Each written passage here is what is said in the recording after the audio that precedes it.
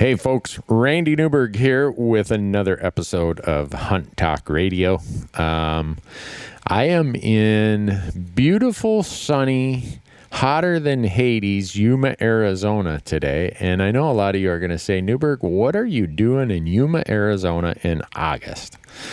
Well, after I get into this and tell you who my guest is, you'll know what I was down here doing. And those of you who are dove hunters, you know Yuma, Arizona.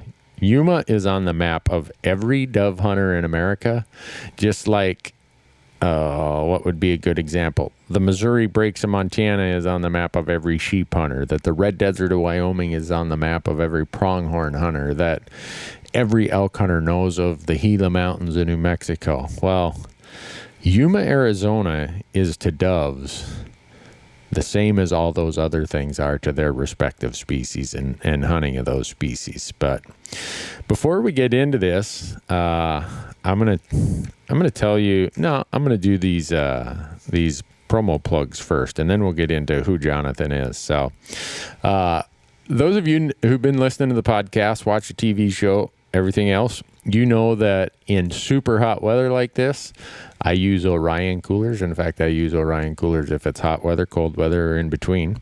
And yeah, we're giving the Orion a workout down here in Yuma. It's passing all possible tests of conditions and working very well.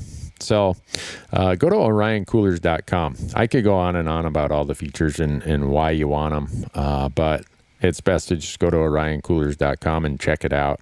Durable, super well built, well thought out, and the funkiest, coolest colors in all of the cooler world. So the other is gohunt.com. They have their insider program that all of you have heard me talk about. And right now, for the Hunt Talk guests and listeners, they're giving a 30-day free trial. So if you go to gohunt.com/Hunt Talk, HUNTTALK, you're going to get a 30-day free trial of the entire system. Everything that I use for my research, for draw odds, for filtering out units by draw percentages, units by over the counter versus limited draw, the trophy quality versus harvest success. I mean, everything you need is right there. Go to gohunt.com/Hunt Talk and get yourself a 30-day free trial. And I bet you any money that when that 30 days is up, you're going to keep that trial. It won't be a trial anymore. It'll be a valuable tool. And last is the Onyx map systems. You guys see us using them all the time, whether it's in our GPS or the new Hunt app that is a smartphone-based app. And if you want to buy any of their app products right now, go to onyxmaps.com and use the promo code RANDY, RANDY 16, and you're going to get 20% off any of the app products. Not the GPS chips, but the app products. So with that said, I'm trying to think of how to introduce my current guest. When I decided I was going to come down here to Yuma, it'd been 30 years since I'd come to Arizona and dove hunted, because I went to college here for a couple of years. And Jonathan Odell, who is the small game biologist for Arizona Game and Fish. Is that the because they only have one Jonathan, or because you are like primo, the? Both. So you've heard me say Jonathan Odell is the small game biologist for Arizona Game and Fish. He also is like the dove chef extraordinaire. He's the best tour guide you could ever have for Yuma, Arizona in the dove opener. He's like a world famous squirrel hunter and squirrel chef. Do squirrel cookers call themselves chefs? What? We'll gladly take anything you want to call us. So anyhow, Jonathan, thanks for taking time out of your schedule. I know this opening weekend of dove is a really busy time for you. I'm absolutely honored to be here. So, well, thanks. And so we're sitting here in Yuma, Arizona, and it's noon right now. We decided to get out of the heat, and I would bet that it's over 100 degrees out there by now. Oh, for sure. When we were shooting doves this morning, we called it quits at 9 o'clock? Yeah. And it was I think when I got in the car, it said it was 96 degrees at It 9 was starting to o'clock. crank up. Whew. So they got a different kind of heat down here in Yuma, but and if you get the chance to hunt with Jonathan like I have the last 2 days, and when he says 310, he's not talking about the movie 310 to Yuma. That there was the old version, and then there was the version from like 5 or 6 years ago with Russell Crowe. Right. Which those were cool movies. But when he says 310, he's talking about that's what time he wants to meet you to go out to his dove spots. I'm like, no, I don't get up at 310 to go elk hunting. and somehow he talked me into doing it to go dove hunting. So it's is it I mean, what we've experienced the last few days, is this normal for Yuma, where it's just like crazy, everybody's here dove hunting, the sporting goods store, Sprague Sports is like, it was like an anthill of activity when we were there. Yeah, Sprague's is the center of activity when you come to Yuma. Everyone knows that it's your touchstone. You have to visit there at least once during your stay here. So you this weekend, you're down here with the department, kind of being the ambassador, and I've been lucky enough to tag along with you. You've got the inaugural world's first dove cook-off? World Championship Dove Cook-Off. So is this the only place there's ever been a dove cook-off? This is the inaugural year.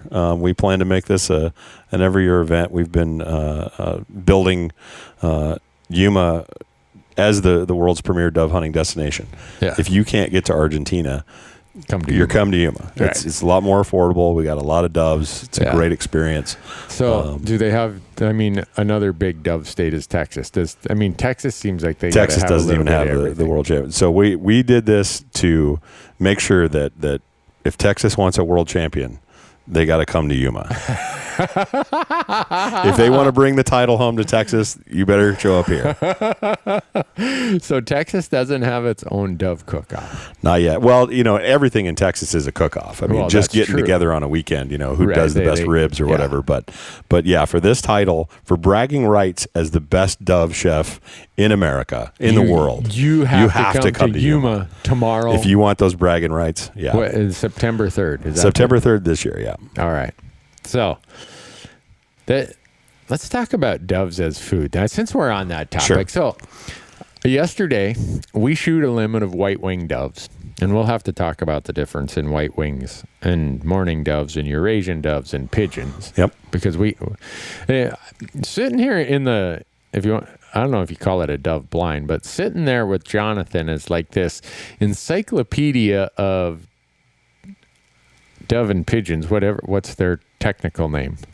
They're part of the Columbidae family. Okay. See, that rolls off his mouth, off his tongue. I'm just like, whatever. They're kind of these kind of pigeon dove looking things. He's an expert on all that, but he's also a historian and a food history buff that it's just entertaining to listen to. So while he and I were sitting there talking and doves were flying by, half the time I was borderline not paying attention, I should say, listening to you while doves are flying by, because I'm pretty intrigued by this stuff. That said, yesterday morning, we go out, we shoot limit of white-winged doves. Mm-hmm. We come into town here in Yuma, and you pull into this parking lot, and there's like these big tents. You walk up there, and for $10, they'll clean all your doves. And cook them. Yeah. Yeah, well, right, yeah. So it's a package deal. If you want them cleaned, you get them cooked, too. Yeah. And so we go in. What's the name of that joint? Cretine's Restaurant. Christine? Cretine's. Okay. I'll let you say that. So we drop our doves off at one end of the tent. They give you a little red ticket. You don't even pay right then. You go into the restaurant, chips, salsa, cold water. Yep. Because you're just like ready to fall down. You're so dehydrated. And they bring out these dove poppers. What's in a popper? Jalapeno wrapped in bacon? Cheese, dove wrapped in bacon. breaded and deep fried, battered and fried. Yeah, so it's very similar. Curtine's version is similar to a Relleno. Okay. And then Dove tacos. Dove tacos. I did the Dove taco thing. I will say right now, that was the best taco I have ever eaten in my life. And it was just loaded full of dove breasts. Well, it doesn't get any fresher than that. Well, no, that dove was just flying around out there about 3 hours early, yeah. So I'm talking about this out on my Facebook page, and some people are like, well, it's too bad they taste like liver. Either someone is a really good liver cook to get it to taste as good as dove, or they're just a really bad dove cook to make it taste like liver. Yeah, that's one of the big things. Dove is very delicate, as a meat, and so you have to watch it. It's much in the same way like duck. Anything over medium, you've gone beyond the threshold. Yeah, and that's where that livery taste. It's overcooked game meat. My mom, bless her heart, resting in heaven right now, used to overcook mule deer every single time. It's surprising I even enjoy eating it today, but the first time I had it it was a revelation. Right. The flavor, it was fantastic. Yeah. And dove can be the exact same way. It's a small piece of meat. It's very thin. Right. It can't spend a lot of time getting cooked. And if you go past medium, you've just gone past the tipping point, and it'll start getting really heavy, gamey flavor. Yeah. And that's what non-hunters who try game are fearful of. But if you go, medium is as high as you can possibly go. I actually prefer it medium rare. Okay. When I eat it. So I don't know what it was in those tacos yesterday, but it was fantastic. It had every flavor you could think of. And part of that, was the dressings and seasonings in the taco. But the meat itself, it was moist. It was full of flavor. I was like, man, we need to go shoot more limits of these. And then we go out this morning and we shoot another limit. And they're not doing the taco thing today. No, they do it on Saturday. Oh, man. I was like, you got to be kidding me. So they try to do it the first day, and they usually do it that first Saturday, depending on how it falls each year. Now, next year, the opener's on a Friday. So they will have back-to-back days where Friday and Saturday you can get tacos. Come all the way to Yuma for that dove taco. Just for the dove tacos. I'm serious. It was, man, and you're sitting there wolfing it down. You're like, uh-oh. I didn't have enough of those doves made into tacos. We better need slow more. down, Randy. Don't eat it so fast. Enjoy the pleasure. But so doves as food, a lot of people are, in fact, some states, dove hunting is almost like taboo. I think isn't Michigan still in this? Michigan still doesn't have a season. Iowa just got their very first season a couple years ago, I think. And to me, that's strange because I love to eat doves and they're so good. Mm-hmm. But everyone tells me, well, dove is the bird of peace, so society says we shouldn't be hunting doves. Yeah, which, it's very strange, considering that it is the most common bird. You could look at every species of bird in North America. Game bird or non-game bird? It doesn't matter. Whatever kind of bird you can find, you can think of. Okay. It's the most common bird in North America. More so than robins more so than mallards.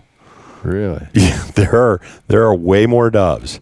There's, I think, on any given time, especially this time of year, I mean, you're looking at probably just in the United States, not including Mexico, not including Canada, the 48 continental U.S., the continuous U.S., it's over 300 million. It's probably about 360 million doves just in the United States, the 48 states alone. 360 million doves in the United States. Oh, yeah. Incredibly crap. Common. And so, we haven't included Canada in that. Right. Mexico has a lot as well. Yeah. That's just mourning doves. We haven't even included white wings into that equation or Eurasians or anything else, know. And so doves are really the most common bird. Yeah. And it's strange. In Europe, they actually eat thrushes. Yeah. They love thrushes, the robins, the Italians. Oh my gosh, I've had phone calls from some foreign visitors who are like, hey, could we get a hunting license to hunt robins?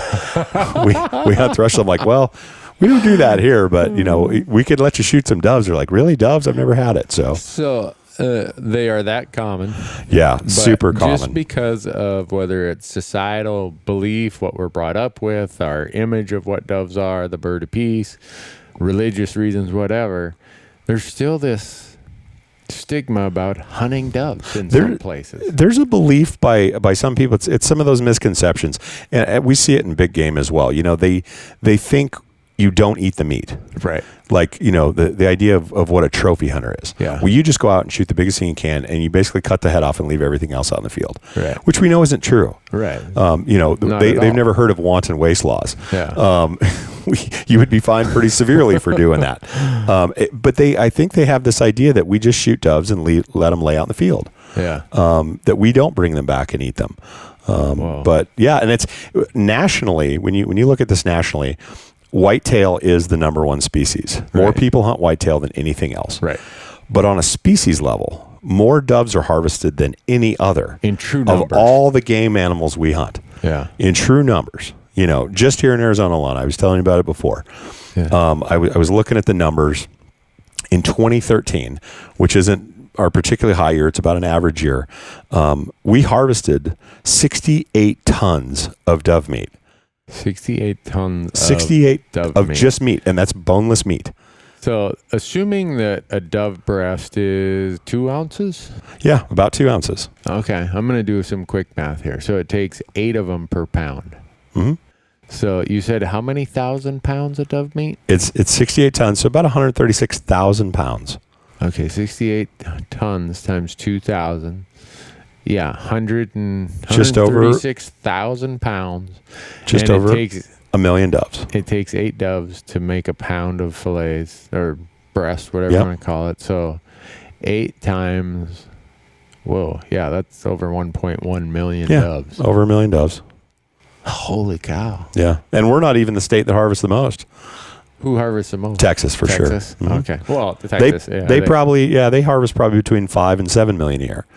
So you're talking several hundred tons of dove meat, and most dove meat most doves are harvested in the first 15 days of the season. Right, about 90%. Mm-hmm. So that's a lot of meat. Yeah, coming into hunters' homes. Right. You know. Well, and it's fantastic meat, and some of the audience knows I'll say this correctly. I enrolled at Arizona State for my sophomore year after being enrolled and attending at the University of Minnesota. Transferred, came to Arizona State, and I enrolled. I always say enrolled because my attendance wasn't that great. But Jonathan, you are an ASU alum, is that correct? I'm an ASU alum, yes. I am not, because the dove and quail hunting was so good that I didn't find myself in class from September 1st when dove opened. It was like, okay, I could go take a calculus class, or I could go shoot a limit of doves this morning. It's hard. It's hard to make it to class sometimes on good years. And then you get later in the year and quail season open, and I see these little gamble quail with the curlicue on their head running around.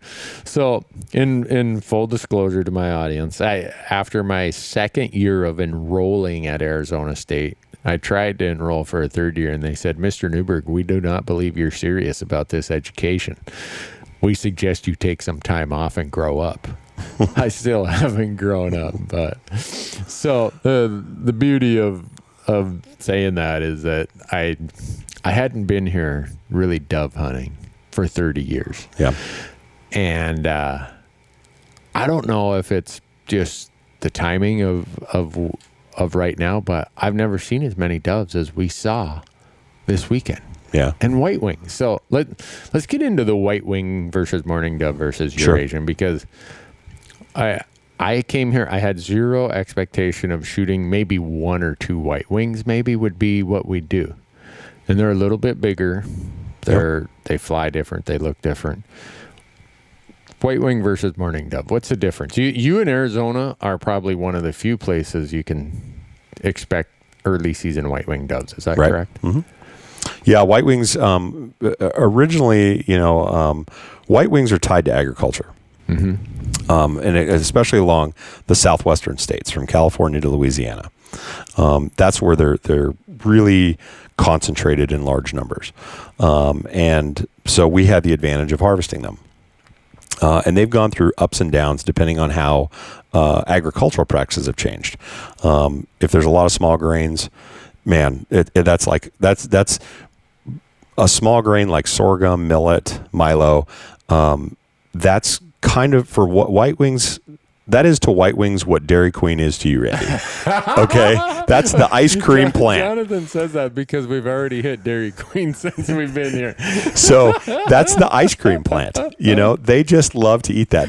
Mourning doves are really different. If you set out a table, an entire field of food for small grains for mourning doves, they still go to the desert and eat desert seeds, even if there were piles of it.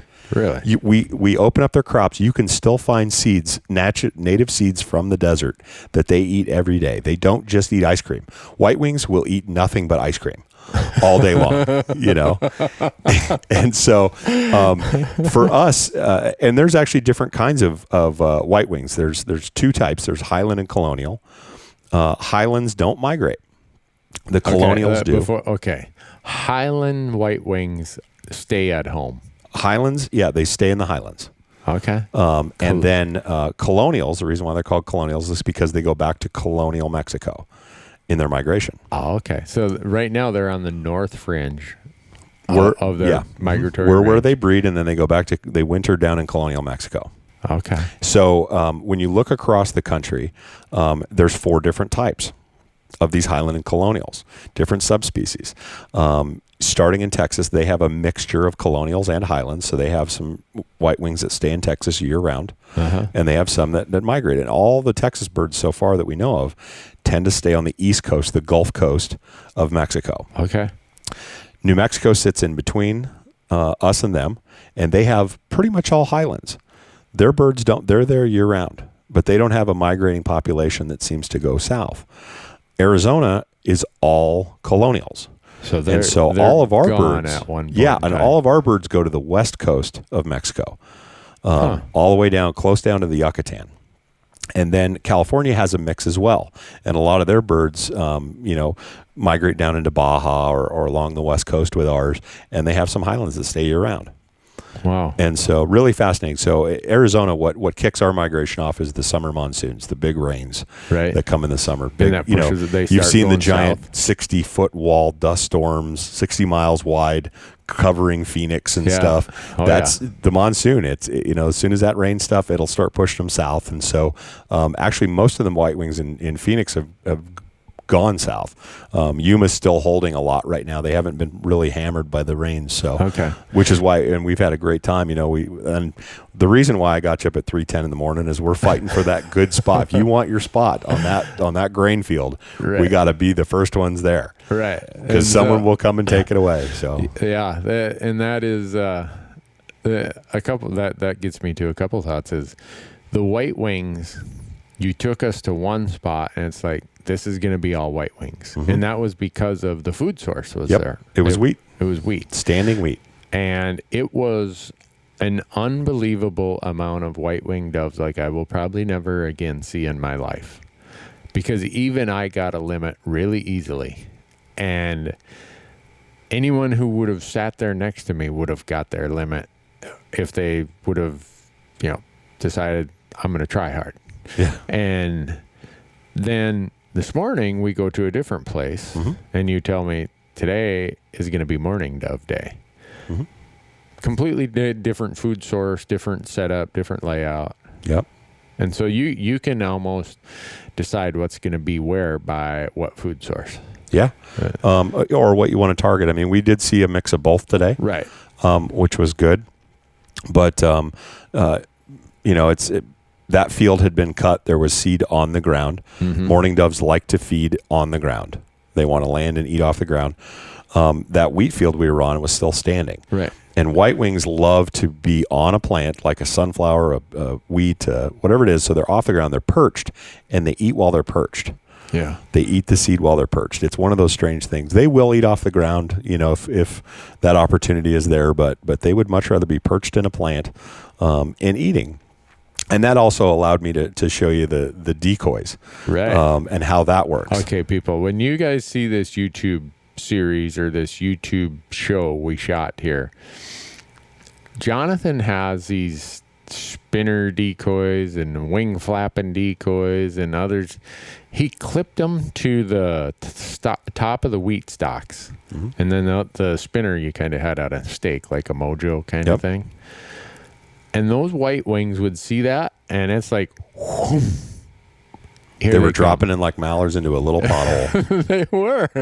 And it was just amazing. I did not think that doves would come to decoys like that. Yeah. It's just, they see the movement, and when you look across the field where all the other doves are landing in places, you do kind of see that flap of their wings every once in a while, like they're trying to balance themselves on that stalk. Yep. And is that what the decoy is trying to?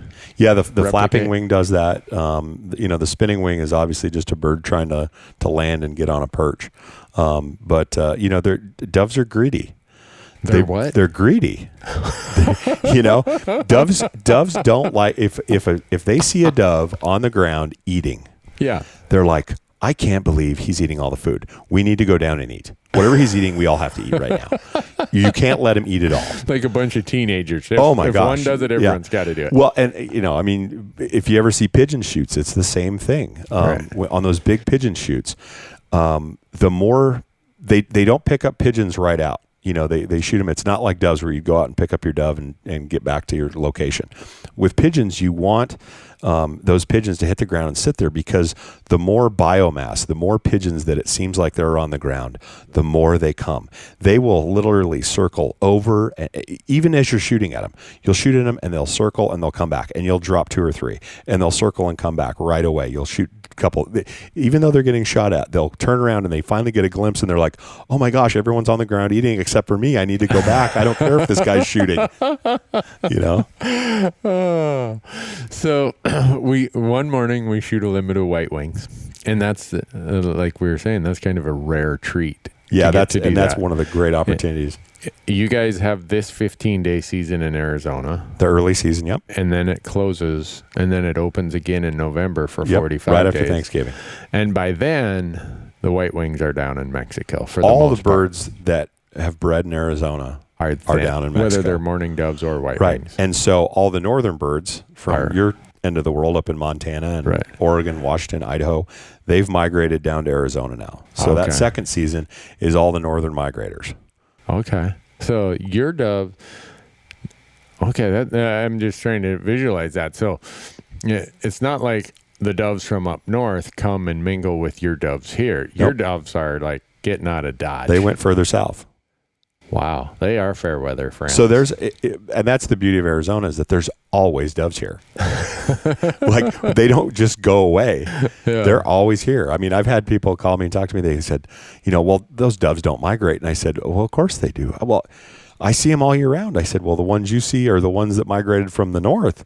Yeah. And then they switch places. They just continually move back and forth. So, So you told me the number is like 20 here in Arizona. On our bottom years are low. Right. So because people ask me, how's dove season going to be?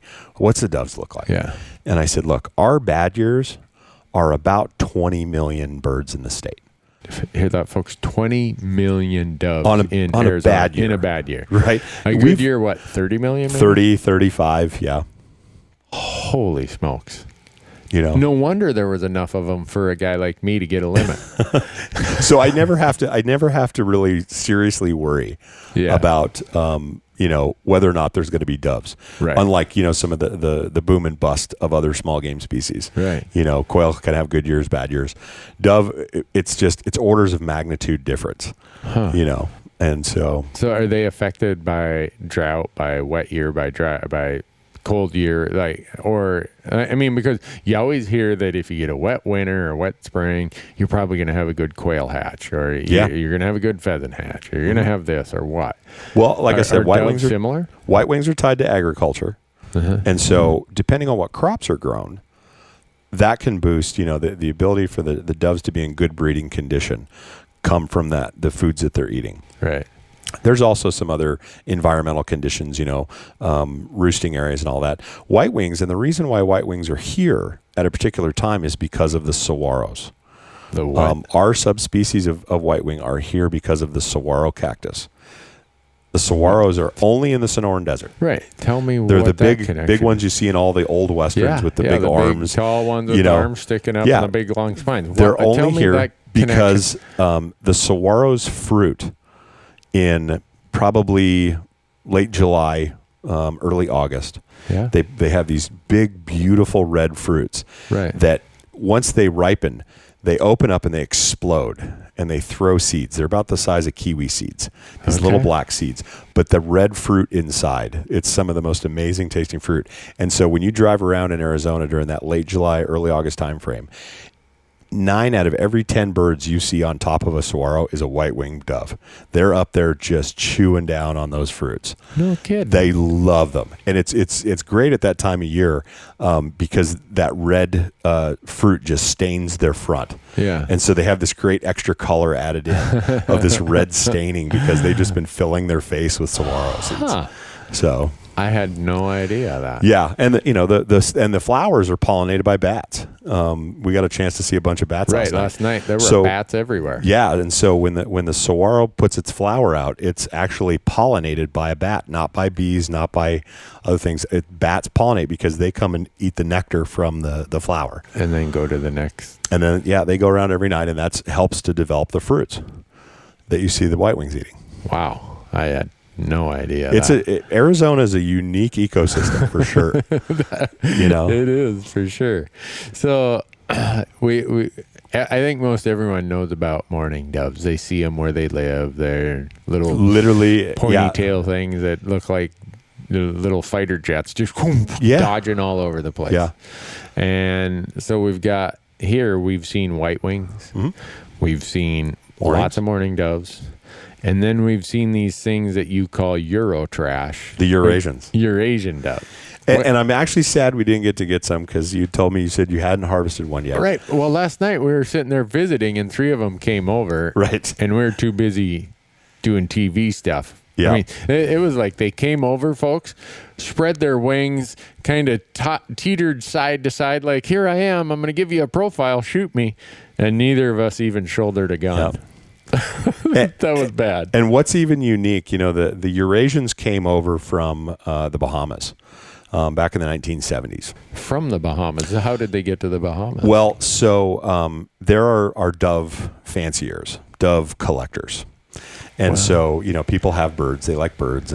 And so the African collared dove, or the turtle dove, the Barbary dove, it's known by a lot of different names. That's where all the derivatives are that make these very pretty colored doves. Okay. Orange, peach. The white doves they release at weddings, incidentally, are African collared dove derivatives. Really? Yeah, they had the most color variation. So they try to get those, and they would ship them around the world to different aviaries, and Bahamas had a very large one. Okay. They sent the wrong shipment to the Bahamas of Eurasian collared doves, and it was a significant number. I think it was several hundred to maybe 1,000 of these Eurasian collared doves. Okay.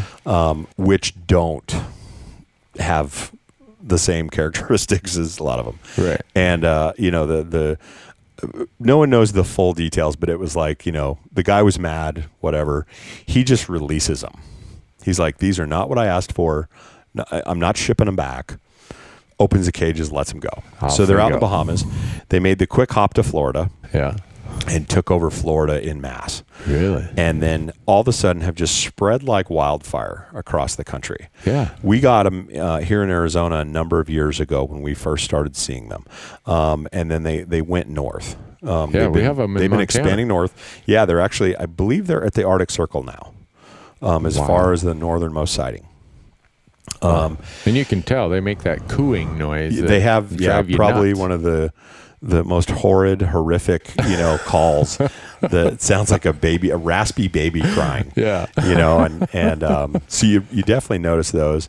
They're bigger than mourning doves and white wings. But the one thing I didn't get a chance to show you was the African wild type hybrid of Arizona. It was something we discovered a few years ago.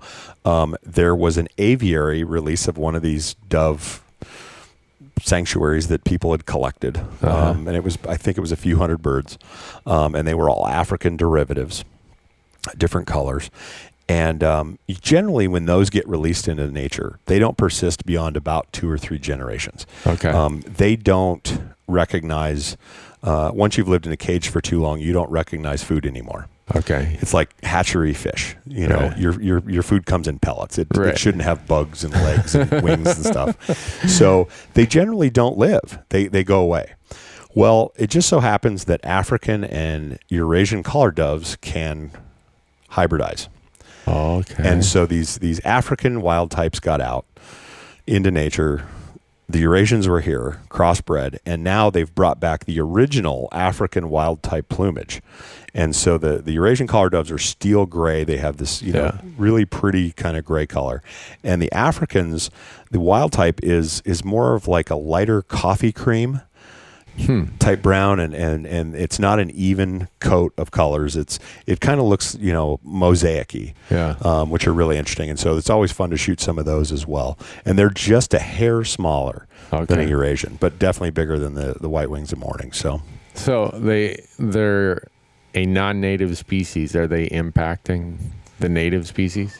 Well, we'd always had concerns about it. Initially we thought that they might compete for roosting sites, right?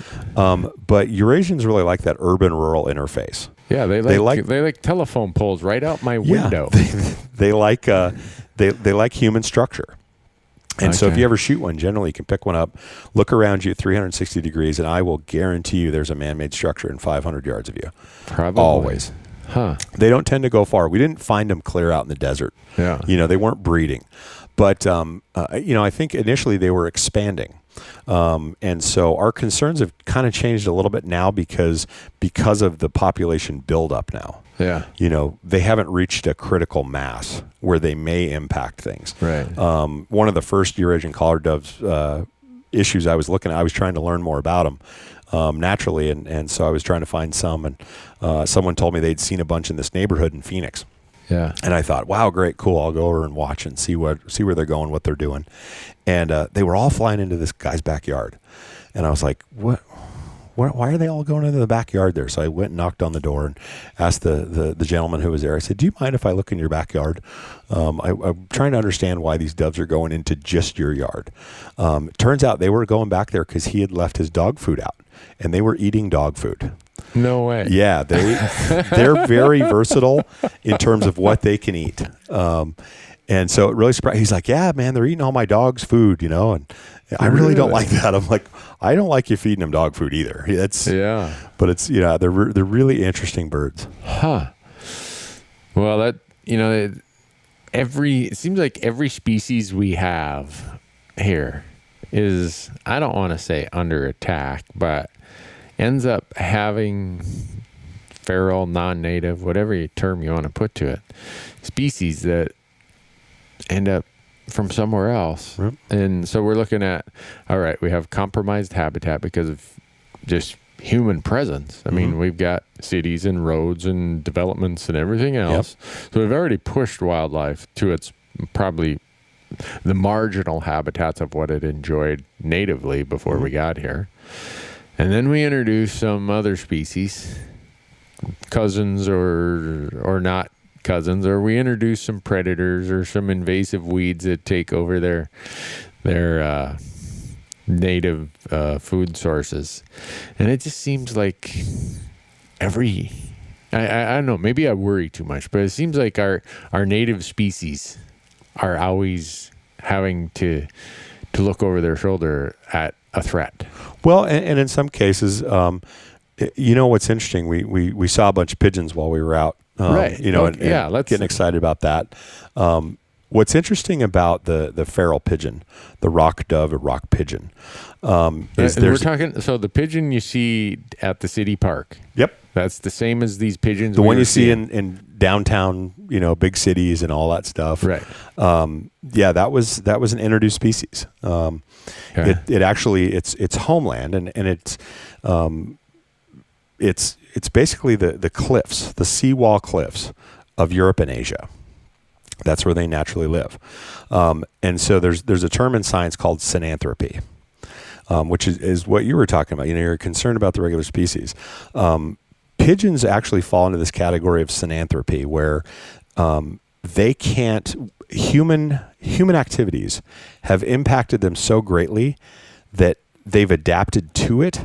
Okay. And almost can't survive without us now. Really? And so that's why, it makes sense when you look at where a pigeon comes from. They live in these giant seawall cliffs. That's where they nest. So it's no surprise to me that they want to nest on top of downtown buildings, skyscrapers, above the city below. Yeah, just like they would if it was a seawall cliff. Yeah, and so it makes sense that that's where they want to be. People see them as flying rats just because they, if you've got your car parked under some of them, that's, Yeah, you'll know, you'll come to hate them. They're very dirty, and certainly they're, the big scientific term is bioaccumulators. These guys are bioaccumulators. So they've done studies in the past, particularly on these urban pigeons, that they have a lot of lead. They have a lot of these heavy metals really? that they collect in them. And it's because they live in the cities. I mean, you're talking about, road dust. Yeah. You're talking about tires, they live in an urban environment. We talked about, nothing seems happier to me than a bird with a French fry. A bird with a French fry is nothing happier. There's nothing happier on the planet than a bird with a French fry. But so they're living off of us in that environment. I don't think birds should be eating French fries from McDonald's. Yeah. But man, they seem happy when they've got one. Right. And so when you look at that, we had native pigeons here in North America. The passenger pigeon. When we talk about conservation, that's really one of the icons. Yeah. Here in the West, we still have pigeons. We have wild pigeons. The band-tailed pigeon. The bandtail is a native. The band-tailed pigeon is a native. It's a forest pigeon, just the same way the pasture pigeon. So they don't live in cities. Yeah. They don't like people for the most part. Okay. They live in the woods.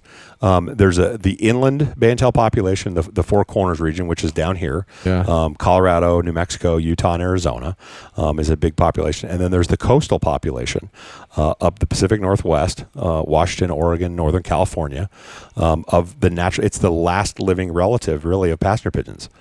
Really? Yeah. The band-tail pigeon. And so, they're all part of that whole, they're part of the mourning dove, it's that big family.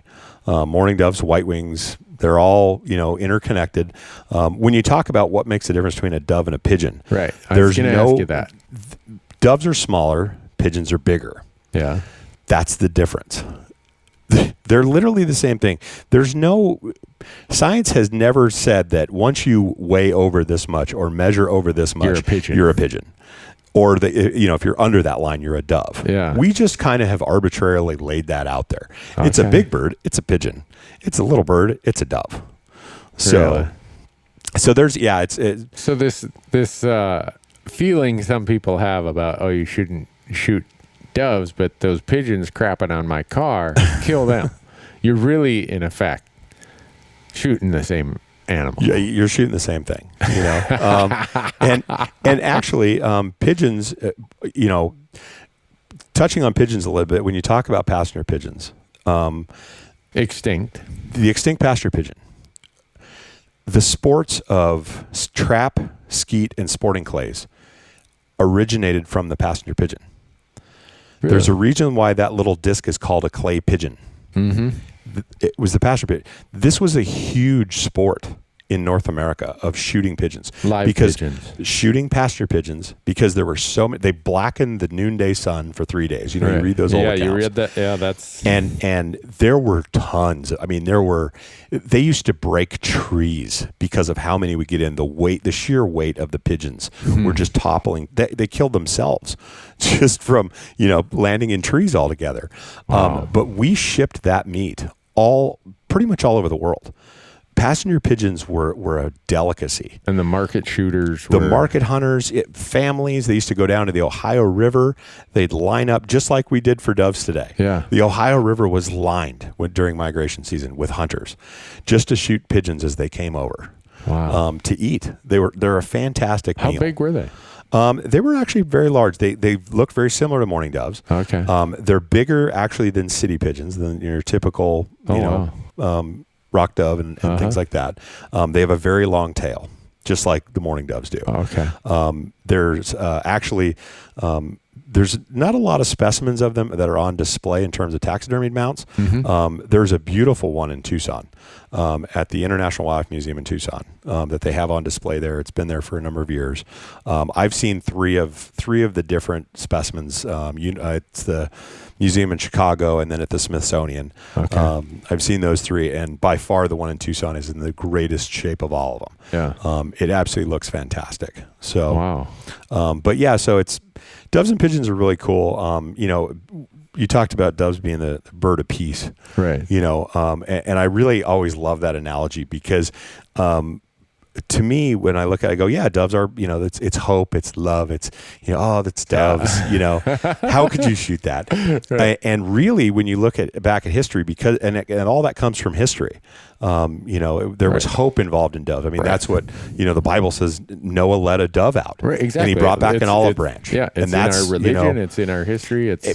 Well, if you look at the history, pigeons are the bird of war. Tell me what you mean by that.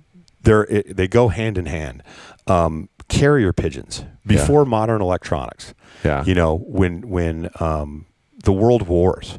World that's War how World War I. We used to send messages back and forth using carrier pigeons because we didn't have radios. We didn't have a way to have portable radios in the field to communicate. To shoot, move, and communicate. That's the military credo. And so, even a country like England in World War I alone, just England used 250,000 carrier pigeons for communication. Not only for communications, they used them as spies. They actually outfitted vests with cameras on these pigeons to go and fly over enemy lines. So that way they could bring them back, develop the film, and see where the enemy was positioned and how much equipment and people and things they had. Wow. That's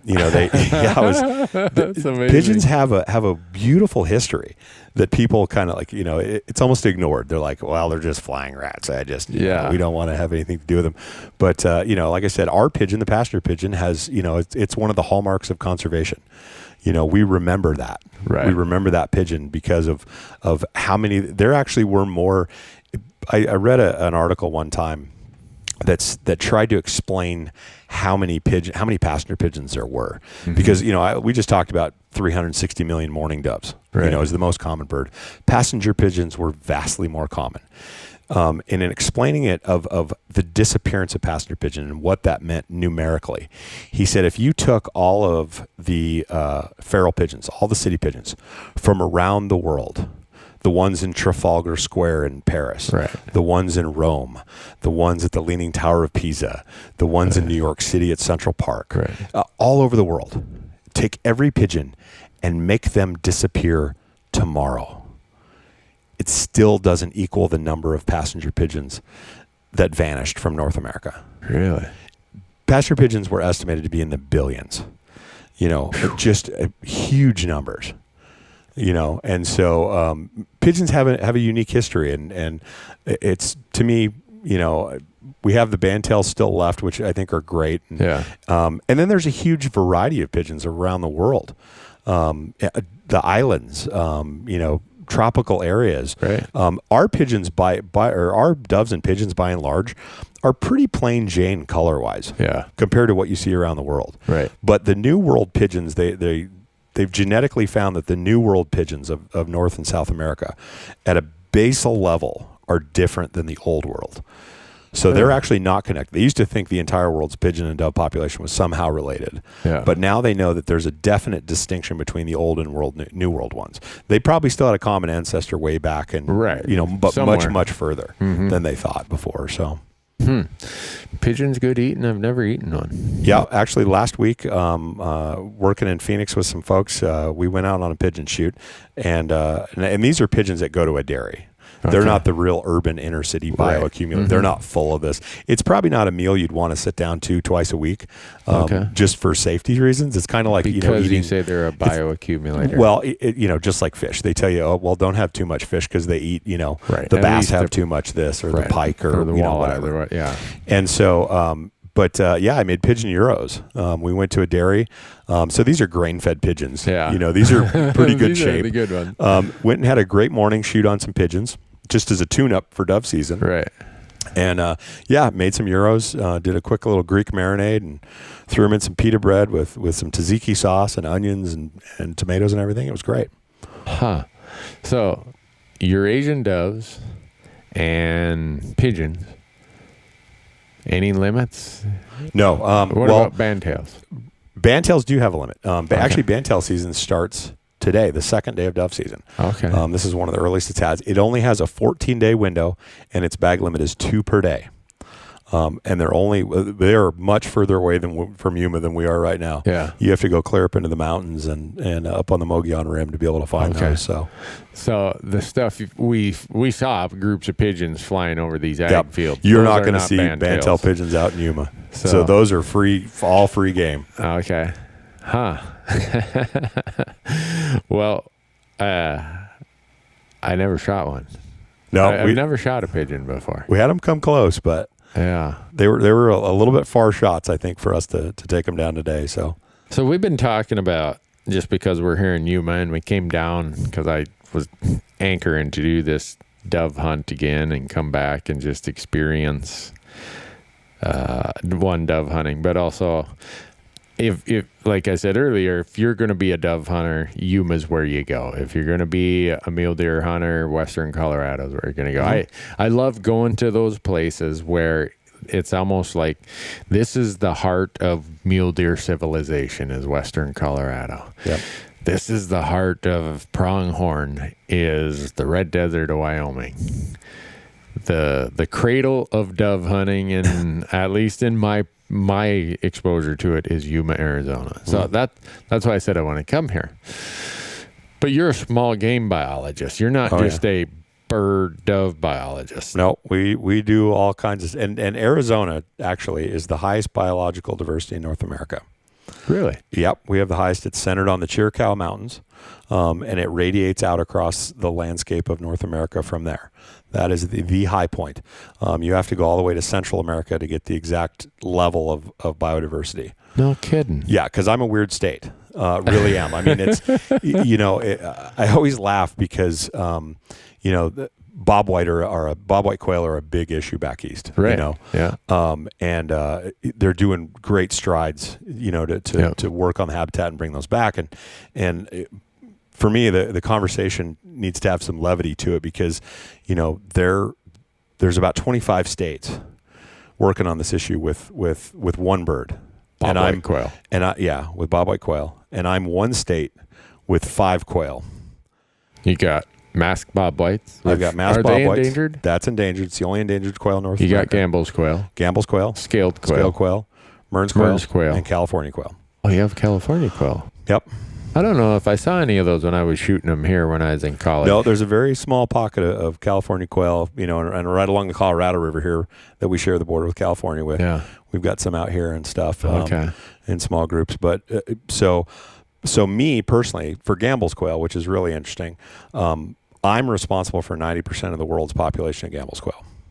As the wild small game biologist for the state of Arizona.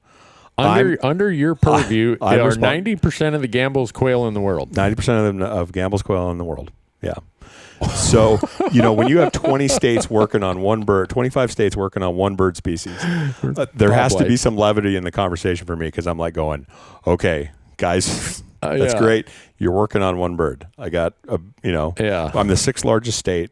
And I've got 5 species of birds. This is a whole different ballgame, and particularly in the unique environment we're in. Right. The Sonoran Desert is the most diverse landscape in North America. It's a desert, that and people band of quote unquote the Sonoran Desert runs from southeast Arizona or even in Mexico? Yeah, it's pretty much over to southeast Arizona. Anything below the Colorado Plateau, the Mogollon Rim, right? And it cuts over into a little bit of Southern California, Baja, anywhere the saguaros are. Okay. Because the saguaros can only grow where it doesn't freeze. Yeah. Or at least not freeze like a hard, good long freeze. Because we'll get frost every once in a while or something down in the desert, unusually.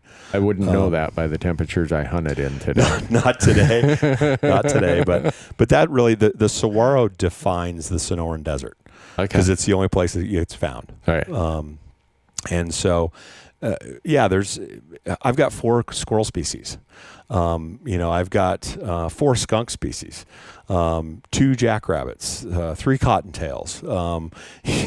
I got a lot of stuff. So when people, Arizona's typically, you think of the big elk and the desert bighorn sheep, and that's what a lot of it is built Arizona our name. Strip mule deer. But I always tell people, I'm like, we're the small game state, without a doubt.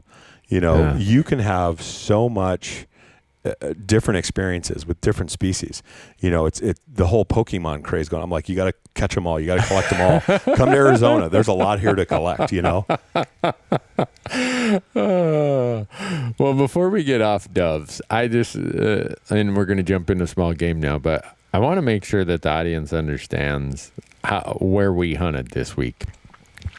Arizona Game and Fish works with landowners. It's called the VPA program, Voluntary Public Access. And so here we are in like the lettuce capital of the world, the spinach capital of the world, whatever. I mean, at least green vegetable capital of the world here in Yuma. And these landowners are part of the year they grow grain crops, and then they'll rotate out and they'll do whatever. Yep, crop rotation. Yeah. They left some grain standing because they said they wanted to keep doves around. Mm-hmm. We talked to one of them, Kent. Yep. And he's like, no, this is important to me. I want to do what I can for wildlife. Mm-hmm. So I think it's cool that even in a world and a time when we just see expanding human pressure, we have landowners with this conservation ethic. Mm-hmm. And we have the opportunity for agencies like you guys to go and work with them. Right. And we saw a lot of utilization of that VPA property this morning that we were on. Yep. I don't know how many dove hunters were there, but there were a lot. And that what'd you say, 68 tons of dove meat? Yeah. I think a ton of it got harvested out in that field we were in this morning. and it wasn't just us doing the shooting. There were a lot of people there. But that was the fun part of it. Yeah. And part of the farmers are a part of this community as much as anybody. Right. And they, you've been driving around here, Yuma, with me. You've seen every restaurant we go to, it's full. Oh, yeah. It's welcome Sprague Sporting Goods. We open at 4 a.m. Every hotel is full. Yeah. Who wants to come and hang out with me, at 104 degrees in the middle of a day? Yeah. Hunting doves on September 1st. And, because people look at that, and we saw some of those comments. It's just, why would someone do that? Well, let me tell you, this town goes all out to welcome you here. It isn't about just the doves. No, it's about the experience. And the economy here is, it's I can tell you, it's pretty lean here last month in August. Oh, I bet. There's not a lot of people who hold conferences here. Rocky Mountain Elk Foundation doesn't say, "Hey, let's hold our next conference in Yuma in August." Yeah, we don't know. and so this is the first big boom to Yuma's economy, because hunters are spending money here in the local economy, and the farmers recognize that. Yeah, and they want to support their local town, their local hometown community. Right. And let's provide places for these people to go. Yeah. And you know what? We need to do something for wildlife as well. Hey, let's work with Game and Fish. Let's keep some seed crop out there, so we keep a lot of the doves around. We provide them a place to go hunt. Yeah. And it's a good time, and as long as, everybody out here is happy. Yeah. I haven't seen, everyone's hot, but there's a smile on their face. Everybody we've seen just wants to talk about their shooting that morning. Exactly. They're having a good time. Or talk about, how many years they've been coming here. Yeah. Or how hot it is. But you can't, as sweat beads are rolling off your eyebrows and the end of your nose, it's quite obvious that one of the topics is, you hot? Yeah, I'm hot. But anyhow, before we got into small game, I just wanted to let people know that we had no problem finding a place to hunt here. Just because of this VPA program and your law here in Arizona. The laws in Arizona. And I talked to the one landowner, and I said, this is different than a lot of states where if you want to keep hunters off, you have to post your land. And he said, yeah. He said, what are they going to hurt a field? If we have a field that's being cultivated or being planted, we go put our no trespassing signs up there, and hunters obey. They leave us alone. Otherwise, what do we care? Come shoot some doves. Yeah. And so that's kind of interesting, and to hear him talk about his passion for wildlife and for his community of, hey, I know how important doves and dove hunting are to Yuma. I want to do my part, was kind of the way to summarize it. Well, and they've grown up with it their whole life. I mean, you're talking about September 1st is a Yuma tradition for more than 100 years. Yeah. We've opened on September 1st since as long as we've got records from 1914. Really? It's over 100 years, 102 years today as far as an official September 1st starter. People always ask me sometimes, like, oh, when's dove season? I'm like, it hasn't changed ever. Yeah. I don't think I'm a big enough man to turn around and say, you know what, I'm going to break a 100-year tradition. Yeah. Let's open on the 5th this year. It's been September 1st for a reason. Let's just keep it there. So with that said, we've spent a day scouting for a small game species of dove. We spent 2 days hunting them. Sure.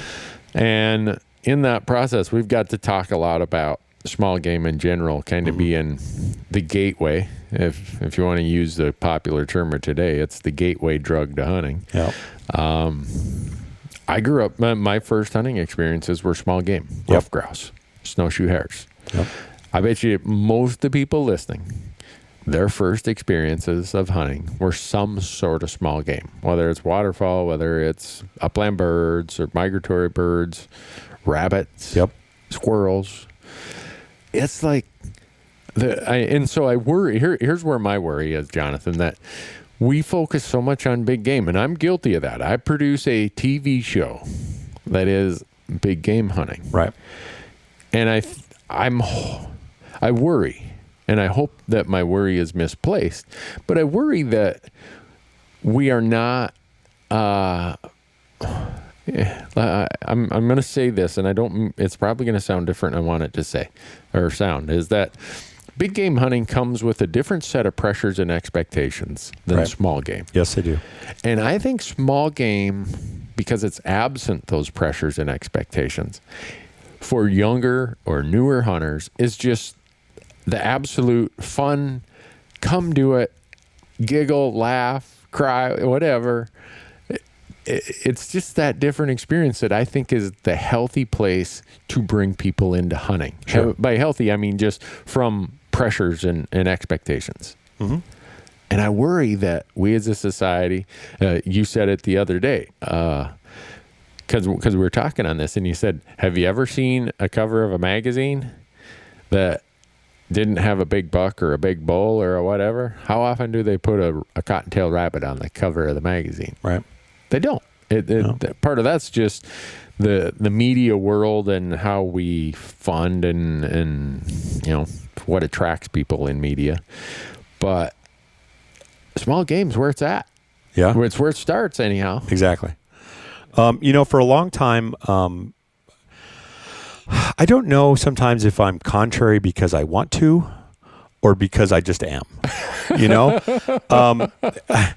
I don't know how it works out. But for a long time, I could go back for probably, probably a good couple of decades of the outdoor magazines. Mm-hmm. And the only thing that I learned really about squirrels from those magazines was that they're great for young kids. Squirrels. Yeah. They're great for young kids. and nostalgic old men. Because that's the perspective of the writer. It's right. Either these guys who are kind of at the end, they're like, God, I miss this. Why did I ever leave here? Yeah. And so I'm caught in the middle, age-wise, of those two extremes. And I've kind of been like, did I get left out somewhere? Either I'm the world's biggest kid, which I think there's an argument to be made that I just enjoy life so much. I enjoy that aspect so much. I'm the world's largest kid. Because for the West in particular, right. as you know, I mean, I can mix it up with the best of any of the sportsmen, hanging out in a group, but I'm the oddball, that's the guy who shoots squirrels. Right. Yeah. They kind of go, what? Yeah. You live in Arizona, the opportunity to shoot, go chase these big bulls or whatever. And you what? I'm like, I hunt squirrels, man. That's where it's at. Yeah, Jonathan can tell you the history of every squirrel rifle in America. I can't even remember. Yesterday you were talking about these squirrel rifles from Arkansas, and then you started talking about how that transitioned to some other squirrel rifle. So when he says he's the world's biggest kid, he might be because he's always smiling, but. He's not making this up when he says he lives in Arizona and he takes squirrel hunting seriously. Yeah, I'm a Western small game hunter, which is pretty unusual. It is. And so I think my tribe is in Arkansas at some point. Somehow I got disjointed and ended up in Montana for a while. Grew up there. Is Arkansas like the home of the squirrel hunting universe? Ultimately, yeah, I think that's where it's centered. Okay. That's where the vast majority of squirrel hunters come from. That you know. Yeah, but going back to the point of your topic, I think really, there's been a lot of discussion about the loss of hunters, right? And agencies like ours, attempting to recruit. And I think people, intuitively know that small game, should be what kids start out on. Right. You need that practice. You need that time. And I know, I mean, it's a crazy world compared to when I grew up. Mm-hmm. I know there was value in me being alone in the woods with a gun at 12 years old, unsupervised. Yeah. There was some level of value, and that world's probably gone. Yeah. That allowed me to do that. But a boy with a gun by himself in the woods, there's something valuable there. But I think if we lose the small game tradition, I think we lose the better part of ourselves as hunters. I believe you're right. Because there isn't that pressure. Mm-hmm. When you're out there, the maybe the motives are purer.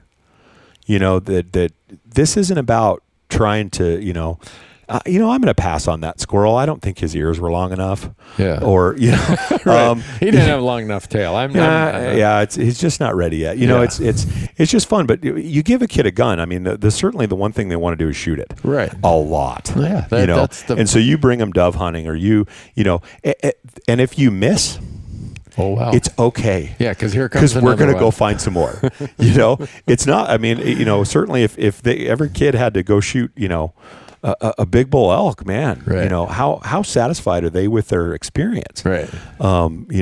They might get a chance to shoot one time, and that might be it for their whole season, and whether they make it or not. And I can tell you, most kids probably don't have enough trigger time.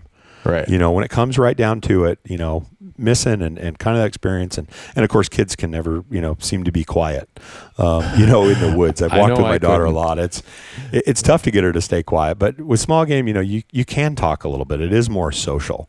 Mm-hmm. There aren't as many pressures. And so the other part about small game, and this is going to get to a guy we both know and has been on this podcast, Hank Shaw. Yeah. I look at a lot of Hank's recipes. What's his Facebook page? Hunter Angler Gardener Cook. It's honestfood.net. Yeah, Hunter Angler Gardener Cook. I'm part of his Facebook group. In fact, I'm going to look it up right now to make sure I got it right. But you look at his recipes of what is the most talked about, the things that he's really getting the most traction with. Yep. and it's small game recipes. Absolutely. Like the other day, he said, it's getting to be opening weekend of dove season in a lot of places, and he posted a recipe about dove, how to prepare dove. And I was so impressed with how many people were interested in the food aspect of that small game item he talked about. I've seen him talk about cottontail rabbits. I've seen him, occasionally he'll talk about deer. He'll talk about, one of the bigger game species. But a whole lot of what Hank and others who are coming to hunting from the food standpoint, it's a lot of small game. Right. And we talked about that. Hank and I became good friends because of our love affair with jackrabbits. Jackrabbit. That's the one that usually gets even hunters' faces to kind of turn and wrench a little bit. Like, really, you eat those? That's what you got from me, because right there. they are fantastic. And I think Hank would agree when I say that you have to work pretty dang hard to screw up an elk steak. Okay, right. Yeah. You're given probably the best cut of meat out of an elk.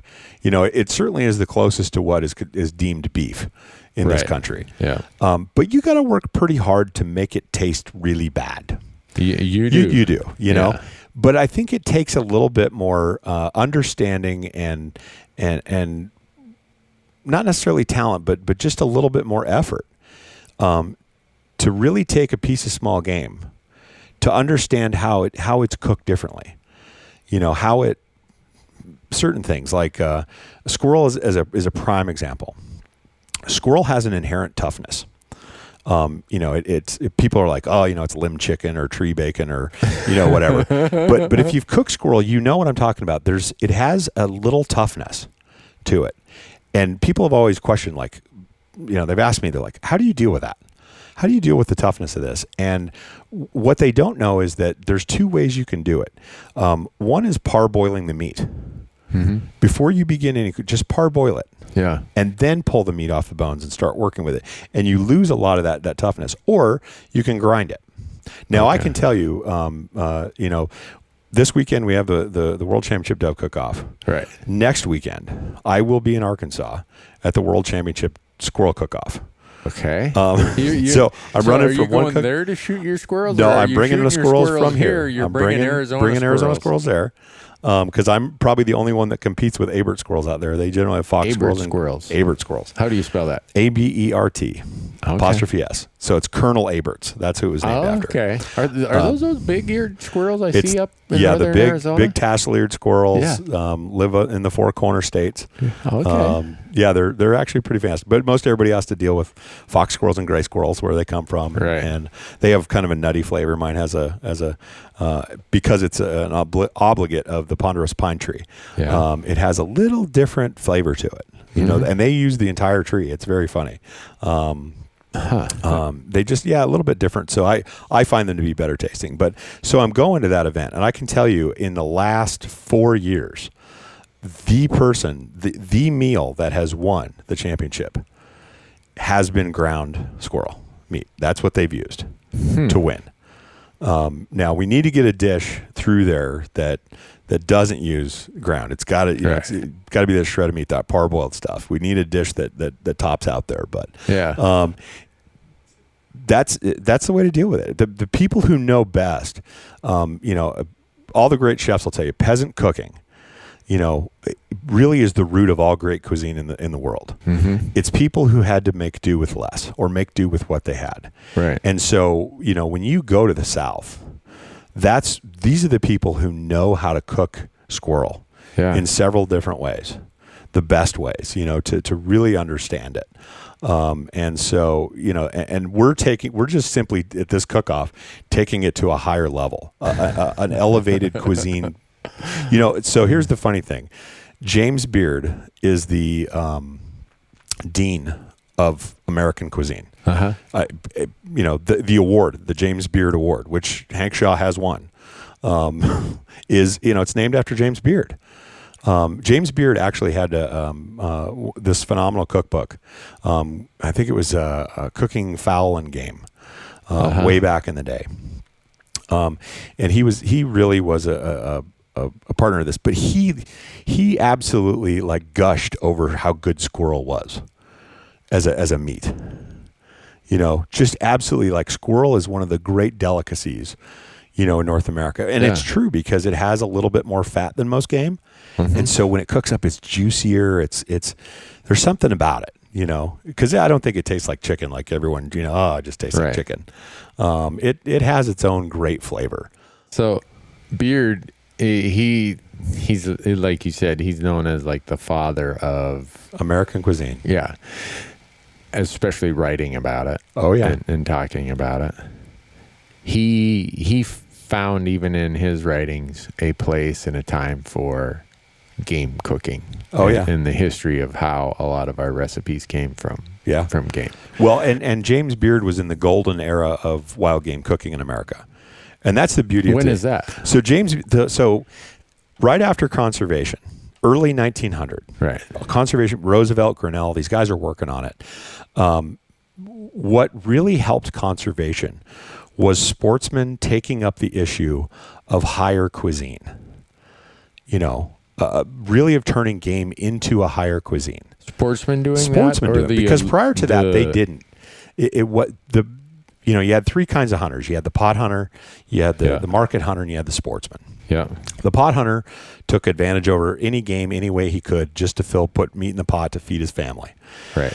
Sportsmen, for the most part, cooking was still mostly in the American home was hearthside, which means typically these significant meals. They were roasts.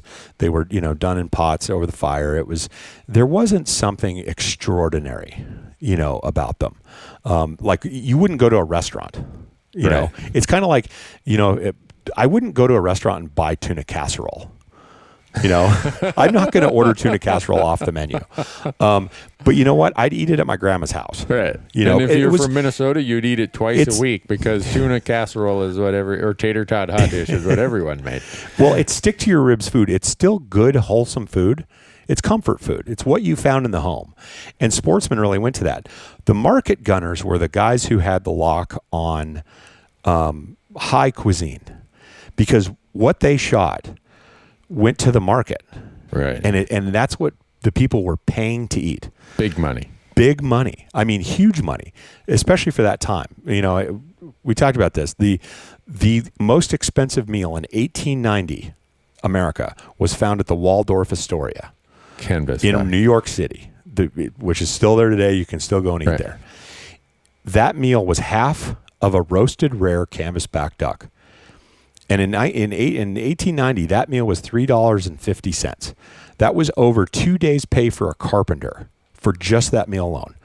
Just to give you some perspective, that same time frame, an entire buffalo hide, a tanned buffalo hide, was $1. So for one meal of one half of a duck, of a canvasback, half of a canvasback, roasted rare canvasback duck, was it going to cost you 3 3/4 buffalo robes? Exactly. $3.50. In today's money, that's about $175. Wow. For half a duck. Okay?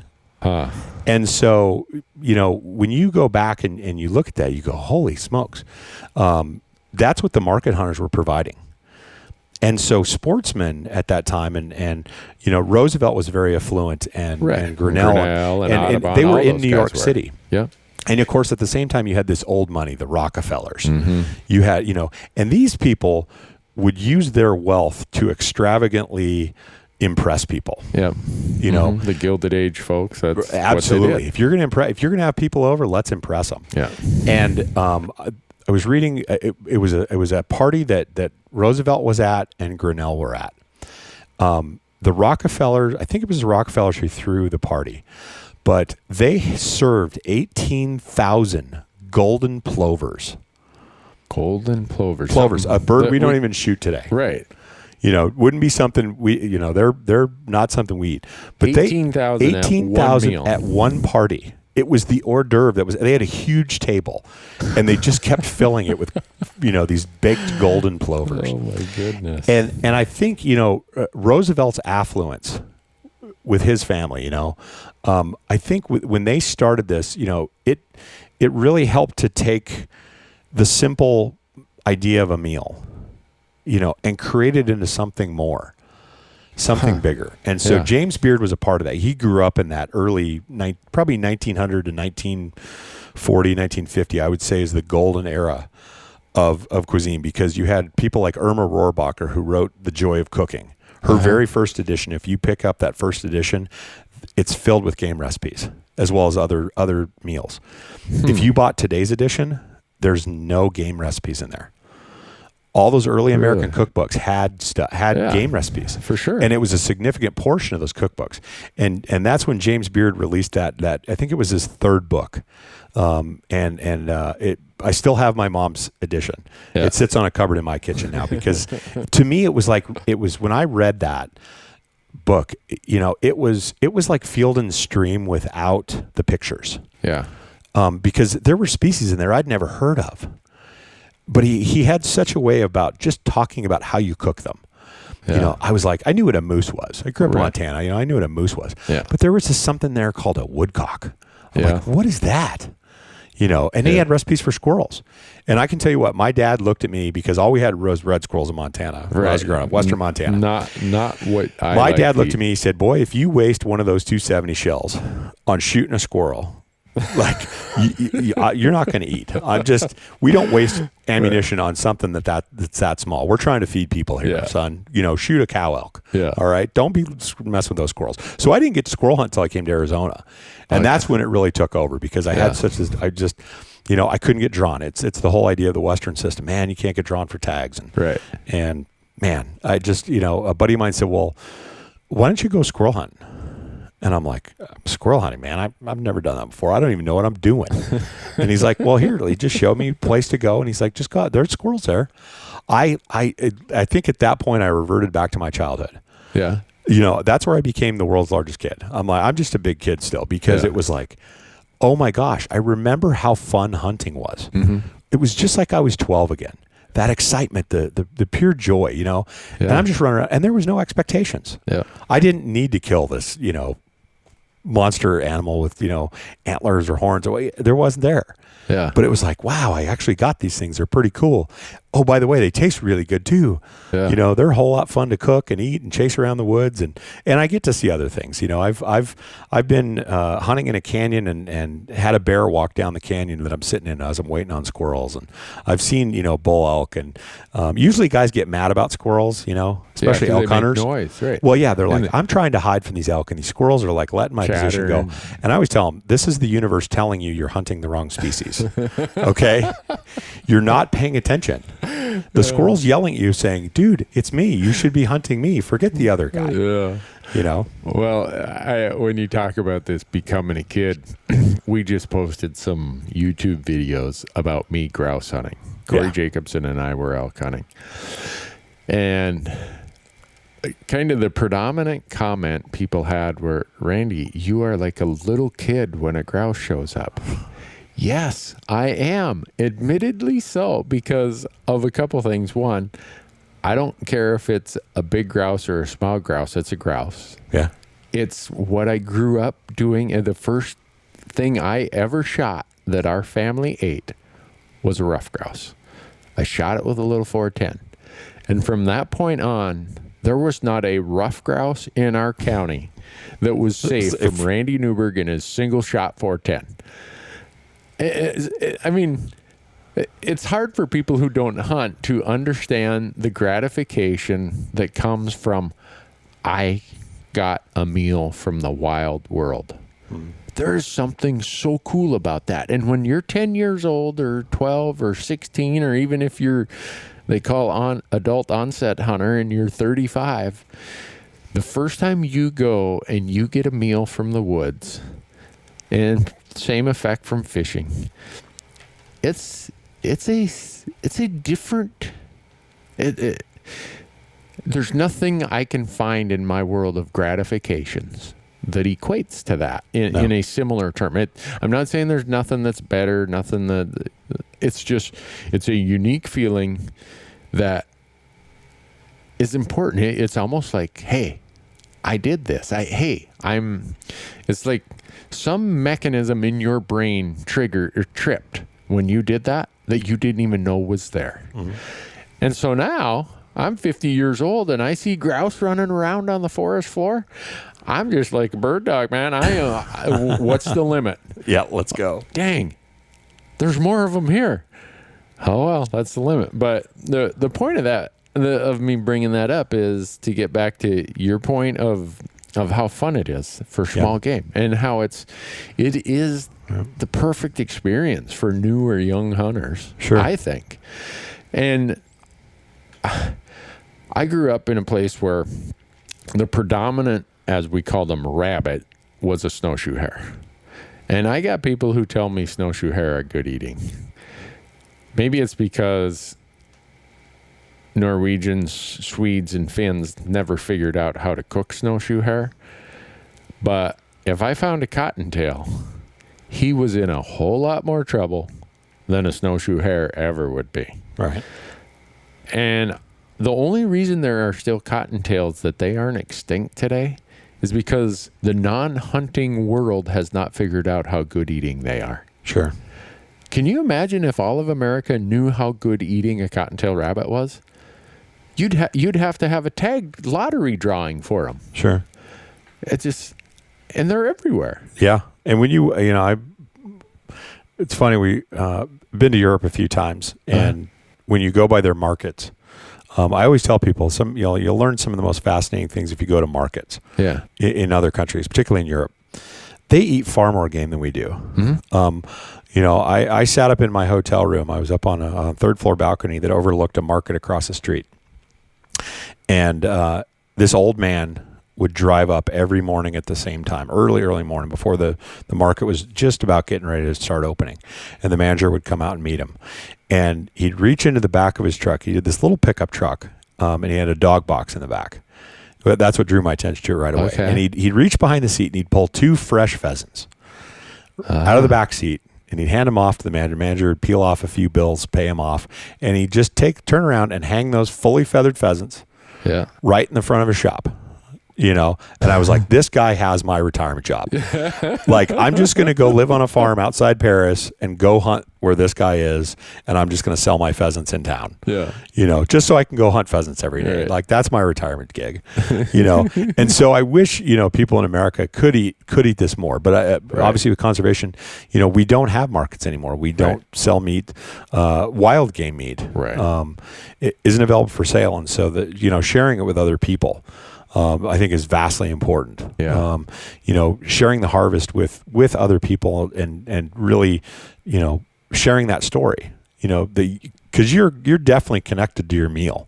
No doubt. You know where it is. It kind of brings you back. You're like, yeah, I was here. I did this. I know the cost of what tonight's dinner truly means. Right. Cost in terms of not money, but cost in terms of other times, lives. Because I don't think any of us take pleasure in killing. No, it's a goal of hunting, but it's not the point of hunting. It's not. People will often say, well, you seem to be having a lot of fun killing that animal. No, I have a lot of fun hunting for that animal. And I don't care if it was these doves. When I look down at that dove in my hand, there's still this feeling of thank you. Your life is going to continue my life. Sure. And whether I am at a restaurant and there's a chicken on my plate or whatever, there's still that feeling because I hunt and I stay connected to where food comes from. No matter what the meal is, whether it's the doves I shot this morning or the chicken on my plate at a restaurant, I still have that connected feeling. And I'm grateful for that. If I ever lose that, right, I'll probably quit eating. Yeah. Well, and that's why I think I worry about kids today, because this society is more disconnected, it seems like, forever. But going back to some of the original points, especially to hit the kids, we had the golden era with James Beard. Mm-hmm. Without a doubt, the great dean of American cuisine. We're in a renaissance period right now with guys like Hank, Steve Ranella, Tovar. Oh my God, Tovar. Cookbooks like Hank's new one, Buck Moose, right. A Field. Mm-hmm. there's so much great, like this renaissance of wild game. I think it's important again, that these guys they're bringing that game to another level. Yeah.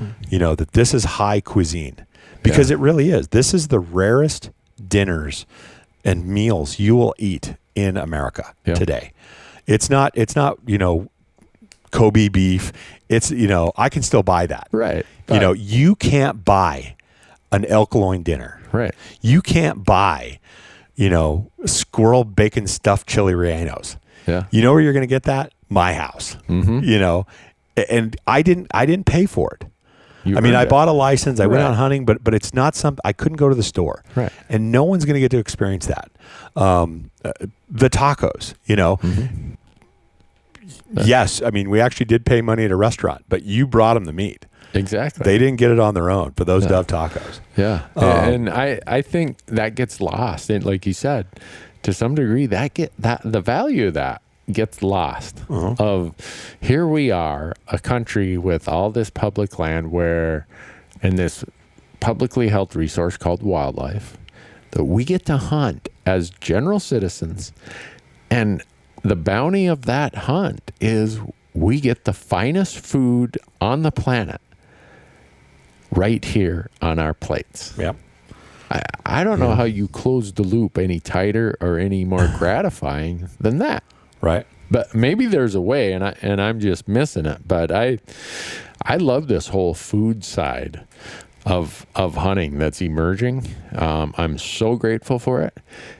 And I do think that the parallel that runs with that is small game. For sure. A lot. I always hear people say, oh, well, there's too many whitetails in the East. They got to get rid of some of them anyhow. So that's a good place for people to go and get exposed to hunting. And I don't disagree with that. But the likelihood of the Philadelphia suburbanite going and shooting a whitetail deer is that's a pretty big step as your first thing. Sure. Now, you tell them to go shoot a cottontail or go shoot a couple doves. All of a sudden, it's way more accessible.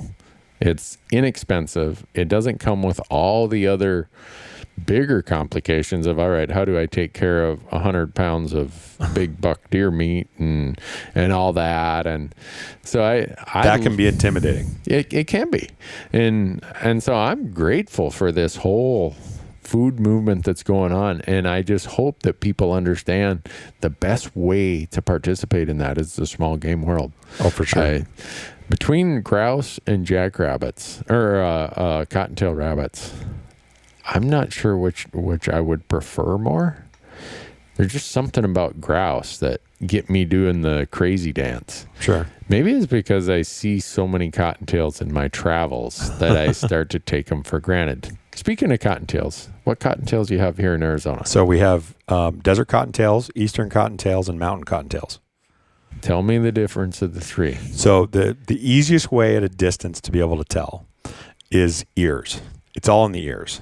All in the ears. With the rabbit, it's all in the ears. Desert cottontail, actually, they have very little hair on their ears. Okay. They have really big, wide ears because they're trying to dissipate heat. Right, exactly. Kind of like so an elephant. They need as big ears as they can get, and not a lot of fur because you're not trying to hold it in the ears. That's that circulatory system. And, an eastern cottontail is generally the classic style. They don't get as big as they do in certain areas just because we don't have the forage, but they have a lot more hair on their ears. Yeah. Mountain cottontails, your friends will actually make fun of you for hunting mountain cottontails because they think they're very small. Yeah. And they have very little stubby ears. So they all think that they're not full grown adults yet. They're just like little baby bunnies. Yeah. And so if you show them a picture on social media or on your phone that, hey, I shot this mountain cottontail, they're like, why'd you shoot a baby? Yeah. You're just shooting baby rabbits. And it's not true. They're actually very small rabbits. So when I tell people there are such a thing as pigmy cottontails. Pygmy rabbits. And they look at me like I'm making this up. Well, there is a pygmy rabbit. Right. And it's not here in Arizona, but further up north in Montana. Yeah. They're still there. Montana, Wyoming, Idaho, Oregon, Utah. There is a very, very, it's a little bit smaller in the size of a Coke can. Yeah. The largest lagomorph in North America, which rabbits are all part of that lagomorph community, is the antelope jackrabbit. Yeah. Which is why there's the continual myth of the jackalope in Arizona, because it is called the antelope jackrabbit. It is a species. We have the blacktail and the antelope jackrabbit. Okay. And so next to pronghorn, this is the second fastest land mammal in North America. Really? Yeah. So, you go back in history, Jack O'Connor days. Yeah.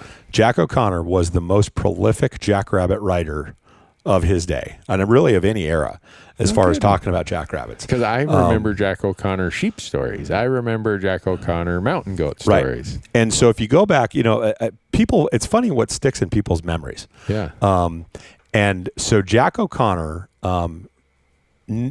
which is heresy today, Jack O'Connor used to shoot running game. Yeah. He actually recommended it all the time. Yeah. And he actually, in one of his, he credited his ability to take shots on running game and connect and make them on the antelope jackrabbit of Arizona. That's what he used to do. Him and Carol Lemon, and he used to take his kids out. They would always go out and hunt jack, because actually during the World War II, the Second Great War, he actually fed his family with antelope jackrabbits. Because you're talking about a jackrabbit that's 9 pounds on average. We've shot bigger ones. Yeah. I think my biggest record to date is like 11 pounds, 8 ounces. Wow. That's a but big we've rabbit. had some over 12 pounders. We haven't hit a 13 pounder yet. But it's a lot of meat for a simple rabbit. And but yeah, these suckers, they're fast. They are unbelievably fast. They have incredibly large ears. You can try and be quiet. Their ears are so large, they heard you when you left the county in your truck. They know you're coming, And so you can try and be quiet, but they pretty much know. So what's the secret to a good jackrabbit recipe? Is it? And so I say that because I've never eaten jackrabbit, because when I've looked at their color of their meat, it reminded me of snowshoe hare, and I'm not fond of snowshoe hare. Is there a secret to? There is a secret to jackrabbits. So Steve Ranella will tell you that his favorite, if he could, if he had to select his top 5 meats to eat, that jackrabbit is his number 1, but only if Hank Shaw's cooking it. And so what Hank does with his jackrabbit, he actually does a very long, slow braise. Okay. Most of the jackrabbits in Hank's part of the world are blacktail jackrabbits, the Californicas, and which we have here. The trick that I employ with jackrabbits is making sure the silver skin comes off. Yeah. There are 7 muscle groups in the hindquarters of every rabbit. Mm-hmm. 7 muscle groups, and every one of them is covered with silver skin. Right. You're going to spend some time with a knife cutting silver skin off. Right. It's time consuming. Right. But that's where I think a lot of the toughness that people are concerned about, where maybe the poor taste is. Mm-hmm. Blacktail jackrabbits are the only species I know of that eats creosote bush. Okay. Not that they, make it they can eat creosote. And so if you've ever, been around creosote, you know probably that might not taste really good, You're not going to go nibble on it yourself. Right. But antelope jackrabbits bite, sometimes the thing of, the better you eat, the better you're going to taste. Yeah. Antelope jackrabbits, coincidentally, just feed themselves on mesquite beans, cactus fruit, grasses. Okay. They eat wonderfully well, and they're even better to cook with. I've made pastrami with them. I've made summer sausage with them. Just a number of ways. It's a good thick meat. Carnitas. My favorite is jackrabbit carnitas. Or we have a jack mac and cheese, where we put jackrabbit into to macaroni and cheese, and a more grown up version, not the Kraft Velveeta cheese sauce. Right, No, we step it up a little bit. But. Well, that's interesting. Hank is coming to Bozeman the end of the month for his Buck Moose book tour. Yep. And if I get done with my New Mexico elk hunt, I told him I'll try to be there when he's doing his presentation. But I'd like to have him on the show or on the podcast for the purpose of talking more about small game cooking. Sure. I just think that there's so much you can do with small game. I think of how many ways I cook grouse, how many ways I cook ducks or doves or cottontails, and it's only limited by your imagination. And as you said, it's hard to screw up an elk steak. I've found it's virtually impossible to screw up a rough grouse or a cottontail rabbit too. We've had I deal with these comments all the time. You're going to have some people listen to this podcast, and they're going to be like, "Well, squirrel don't fill the freezer." Yeah. What about the energy expended? You get an elk, and I get all this meat, and how much more wonderful that is. We've all heard it. People go to this argument, but here's my counter to that. When you can go to the finest restaurants in America and the world, and you can eat duck or quail. You can eat duck. Yeah. Duck is one of the still seen on the 5-star restaurant scene as one of the essentials. There's only 2 or 3 domestic ducks that the world's greatest Epicureans have ever tasted. The Long Island, the Peking, the Muscovies, sometimes you'll find those out there. Those are the ducks that people eat in restaurants. The duck hunter knows the flavor of them all. Yeah. Because he's had the opportunity to eat them. And so with all this variety of meat, whether it be squirrels, the fact that Abert squirrel tastes different than gray squirrel or fox squirrel, or, that jackrabbit tastes different than cottontail or snowshoe hare, to me, that's the whole thing. I tend to not want to eat the same thing every day, which I think a lot of people are in that same boat. And so I want to explore something else. Yeah. What does, something taste like? What does, this squirrel taste like versus that? Oh, this quail versus that? A rough grouse versus a sharp tail? Otherwise, why would I want to shoot anything else? Yeah. It's elk. It fills the freezer. I mean, that's a fantastic, option. I enjoy that myself. Right. That there's a lot of meat to work with, but it's so much fun to play with, the different varieties of meats. And I hope this renaissance carries forward amongst hunters who, pretty much the only way they would treat meat is like marinating it in an Italian dressing or cooking it in cream and mushroom soup. I think I just want to fall over. Every time I hear that, I'm like, how much energy, so here it is. How much energy and effort did you expend to get into the woods to get yourself that elk, to simply waste it by just, I'll just pour a bottle of Wishbone on it and throw it on the grill. Yeah. Come on. Or I'll grind it all into burger and I'll just put ketchup on it. Yeah. Oh, yeah. Oh, my God. It's so heartbreaking when you hear that because you went and selected a gun. I guarantee you, you've thought more about your gun and the caliber and all that stuff than you just put into dinner. Right. Of the rarest meat in the world that you can't buy. The finest. The finest. Yeah. The greatest cuisine. Yeah. And whether or not that's a squirrel or a duck or an elk or, whatever. Bighorn sheep really is one of those even more ultra rare, I think. The people don't get a chance to taste, and it's like one of those fantastic meats. You're like, holy smokes, but it pretty much, if you get lucky enough to hunt sheep once in your life, you're going to get one meal. Yeah. And so, the hunt is a once in a lifetime and it's a great experience. You got to savor every piece of that meat. To that meal, to the end as far as you can, and don't just, throw a bottle of Italian dressing on it. Maybe, I don't know, make a shepherd's pie just for the irony. Something. That there's sheep in there, just, There you go. I think, one of the ironies, we're down here hunting doves and all that. And one of the secrets I'll tell you, if you ever see a recipe called doves a la mancha. A la mancha? A la mancha. Okay. That recipe was created exclusively by Hank Shaw. Really? Yeah. He created that recipe. It's simply a plucked dove that's being, bacon fat is used to help cook it. You pan-sear it and use paprika to season it. I've seen that recipe on so many more websites where Hank isn't attributed to that. So if you ever see the recipe for doves a la mancha, this is the little secret. Hank invented that dish, but I've seen it so many different places, and Hank's not credited with it at all.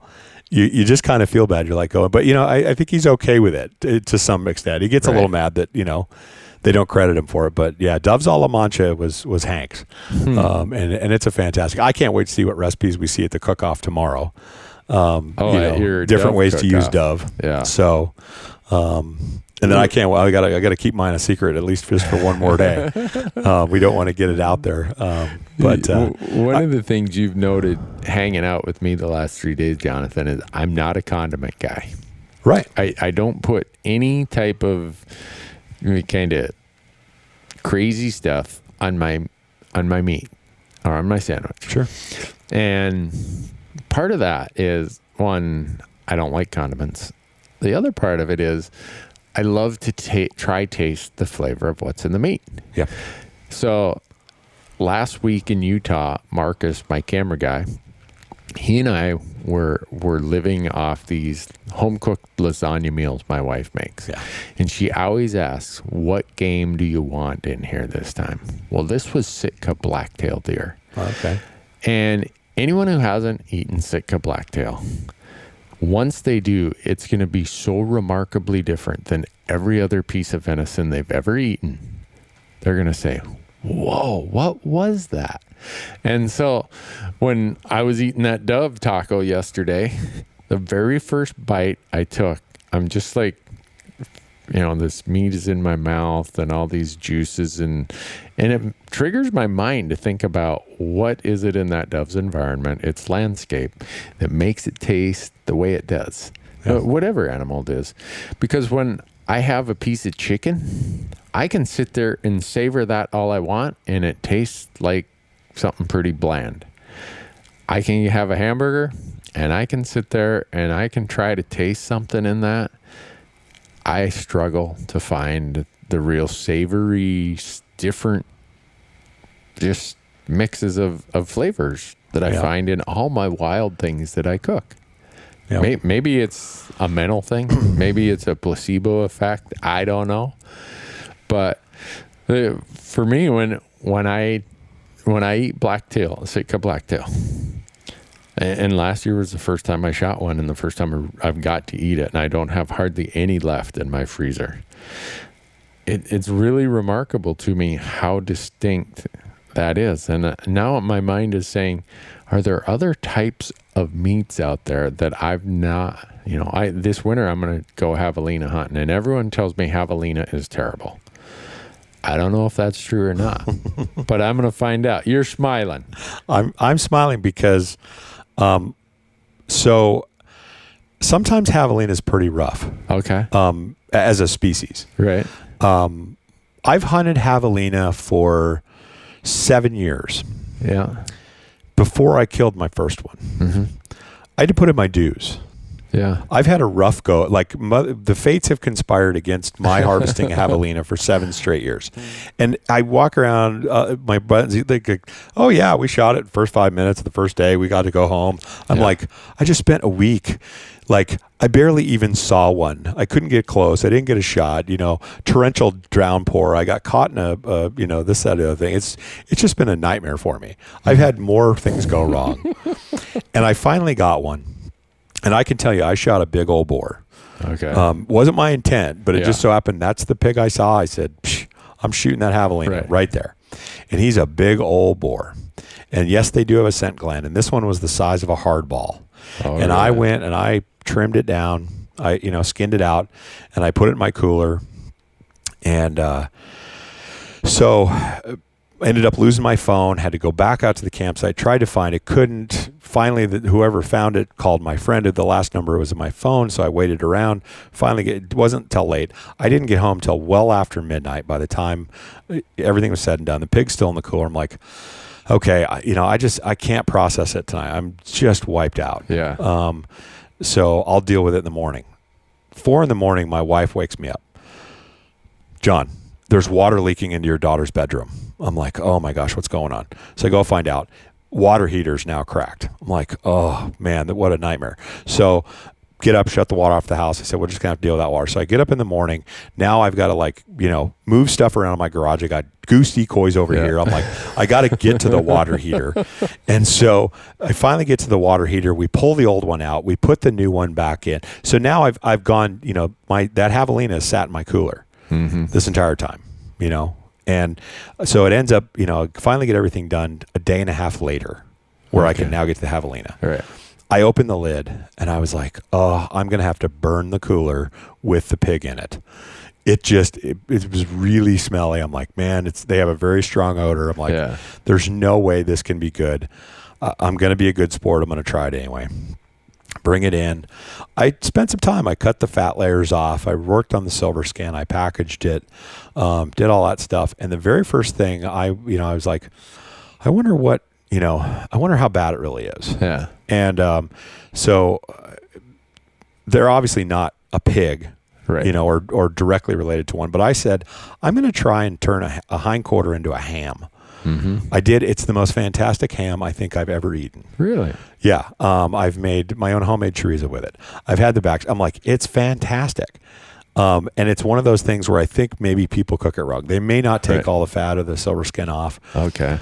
Just absolutely I've had a wonderful experience. And this one was an old stinky boar. Yeah. That literally, I don't know if it's the scent that maybe starts to drive you away, but most of the scent went away after I finally got through all that process. So, well, in addition to looking for a javelina, I'm going to have a Coos deer archery tag, which the odds of me shooting one are next to zero. But part of what intrigues me is, am I going to find a new feeling of flavors in a Coos deer that's different than the mule deer, that's different than our Montana whitetails that I eat so many of, that's different than the blacktail?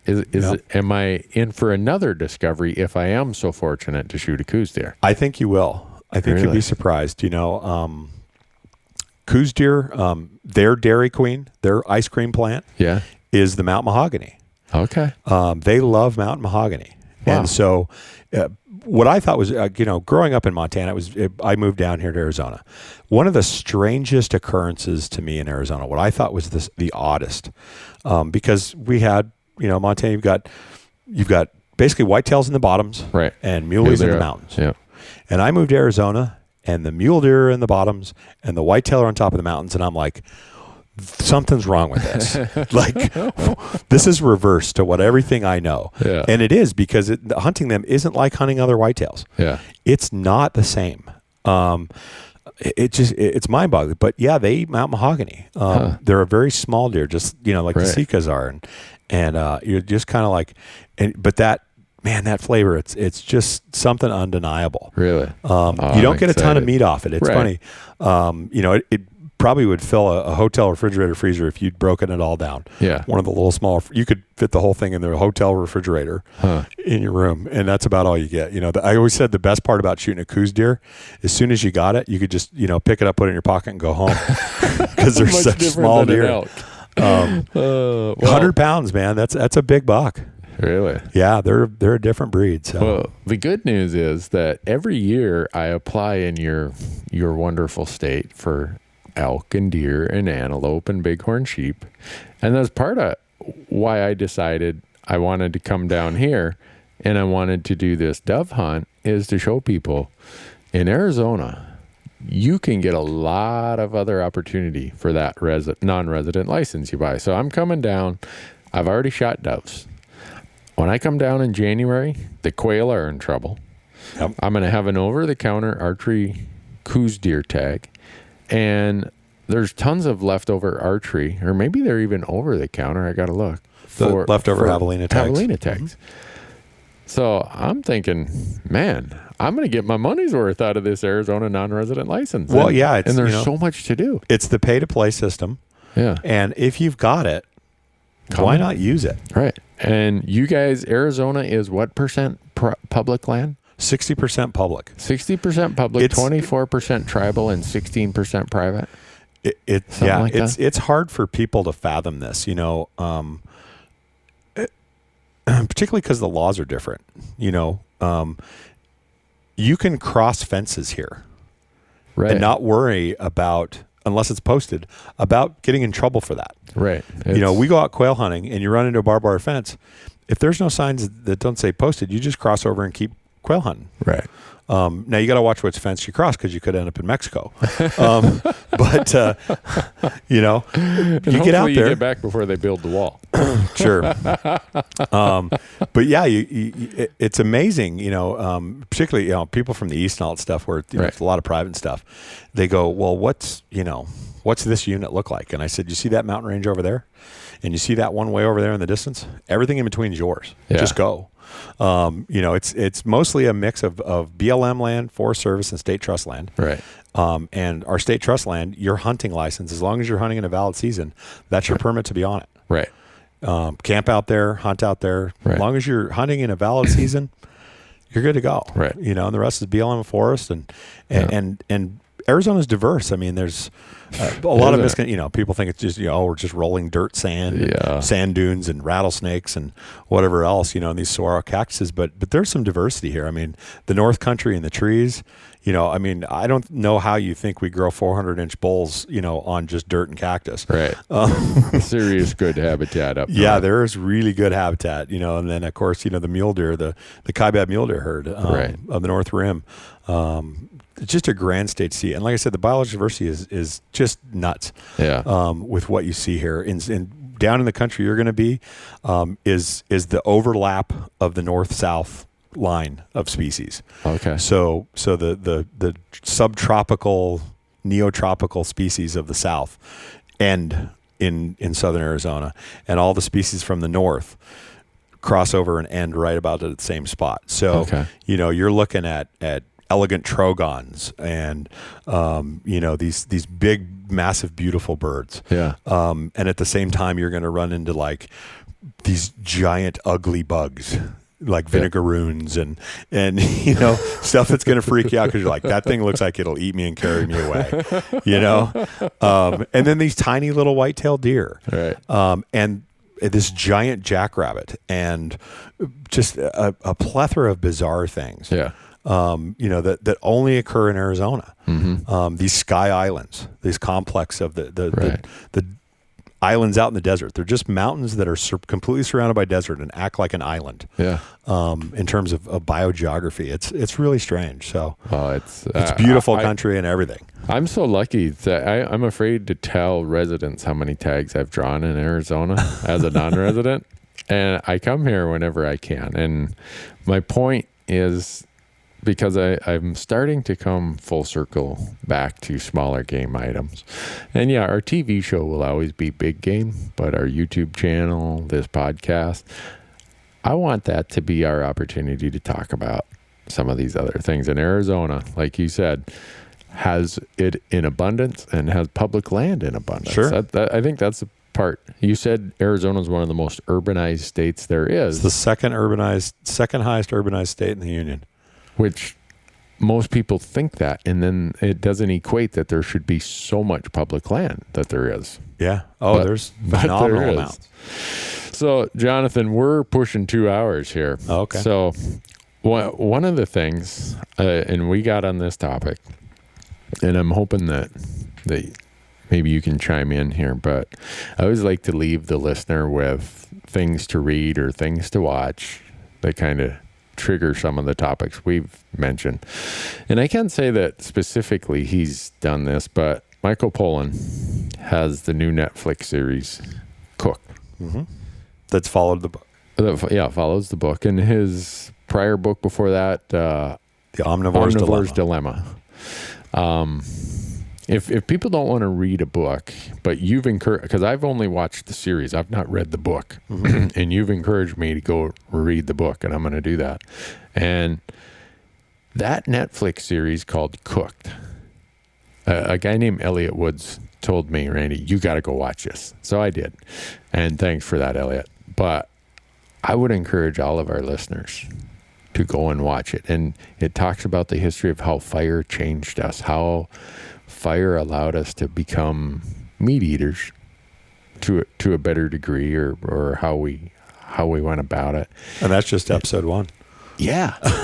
And so it's just, I don't know if you have any thoughts or other books or things people need to be thinking about in this food, small game, hunting history, culture idea, but if you got any. Yeah, none that jump out right away. We haven't even gotten to all the other fun stuff. That I do. I collect 19th century sporting literature from America. All the old books prior to conservation, trying to understand where that came from. And so many of those books are very hard to find out of print. Yeah. So any of those I really couldn't recommend right off to your listeners. But I would say, I think if you want to learn about Arizona, and maybe give you some perspective on where we are today, because like I said, Jack O'Connor is pretty phenomenal. Right. He's in Arizona. And so Game in the Desert, or Game in the Desert Revisited. Game in the Desert. It gives you a perspective on where Jack came from, what Jack did. He talks about Mearns quail in there, which he calls fool's quail, which I still do. I enjoy that term more than anything. What quail? Fool's quail. Why? Because of their behavior. Okay. Their only predators ever come from the air, and so whenever they're threatened, they just turtle. They huddle down and they don't move. And so he used to ride his horse right up to him and nearly step on him, because he used to call them fool's quail.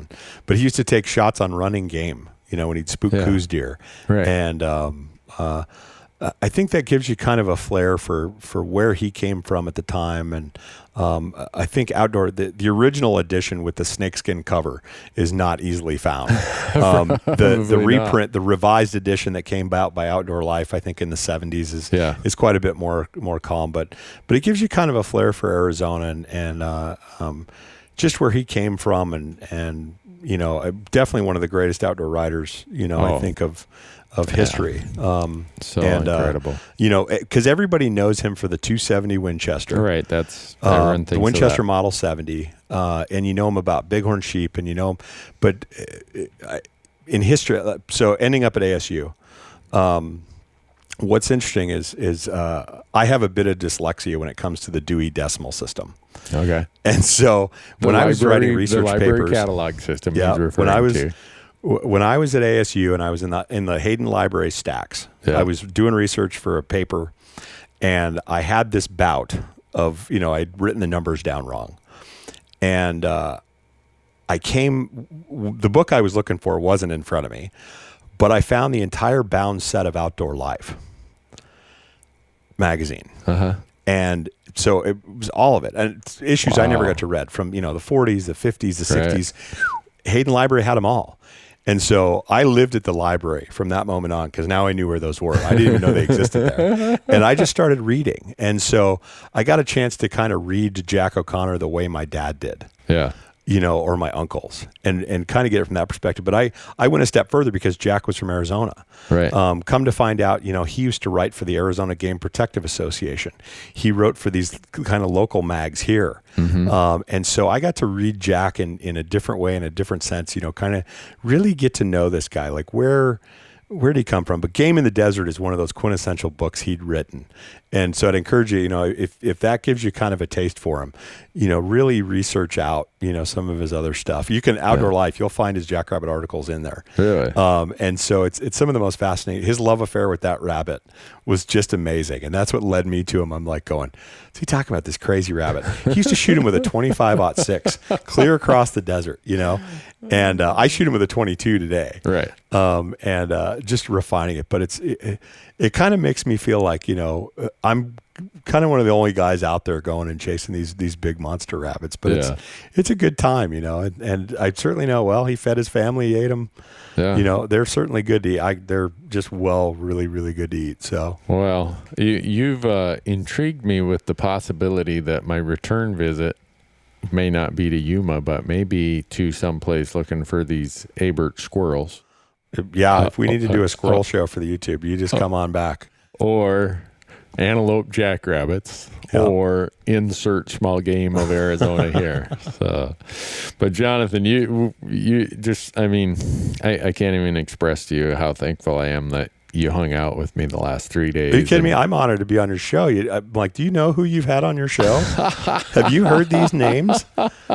I'm not even anywhere in that class, man. Oh, you should be. You're just because you're. It's not because of lack of knowledge or understanding. It's because you're too humble, I think. But anyhow, we're gonna have to wrap it up. But I can't thank you enough. And folks, if you get a chance, if you plan a winter vacation to Arizona or whatever it might be, I would encourage you to come and try a little bit of the menu that Arizona has to offer. And it's so easy to do no matter where you're at, and whether it's small game or some of this over-the-counter stuff for archery, deer, coos deer, mule deer, whatever. But if you get out in the hinterlands of Arizona, you're going to find a part of Arizona that you never dreamed existed.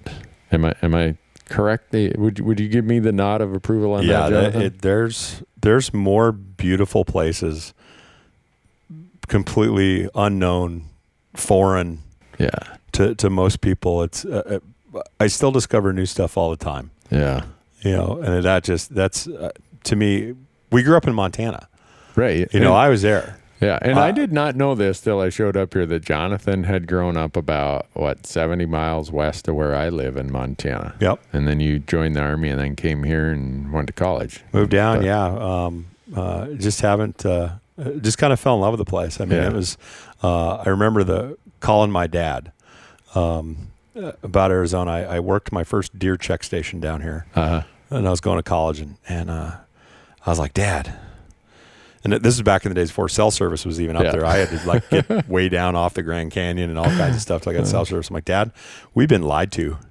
He's like, what are you talking about, son? I said, mule deer. They always said Montana had the biggest deer. Oh. And I said, body size, these are about the same. But I said, we have never seen antlers like this, Dad, in our lives. I mean, every one of them looked like my grandfather's trophy that he'd shot, decades or I'm like, every one. He's like, are you kidding me? I said, no. Yeah. Everyone. I just checked out probably 100 of them. Like, scary. Yeah. Well, we're going to have to cut it off. But Jonathan, thanks so much. Appreciate all your help this week. Well, thank you for having me on. Appreciate all the stories, all the information. Arizona Game and Fish, I appreciate the amazing job they do managing so many different species in such diverse habitats. And for you who are listening, I can't thank all of you enough. We're going to be doing some more of these as we're on the road. I suspect our next one is going to be not live, but recorded in New Mexico in Gila National Forest when my buddy Corey Jacobson and I are down there archery elk hunting. So, if you want to see our last elk hunt, it's out on our YouTube channel, Randy Newberg Hunter, and you will see Corey passing bull after bull after bull. And I already told Corey, we aren't doing that this year. If you want to pass, you knock yourself out. But I'm shooting.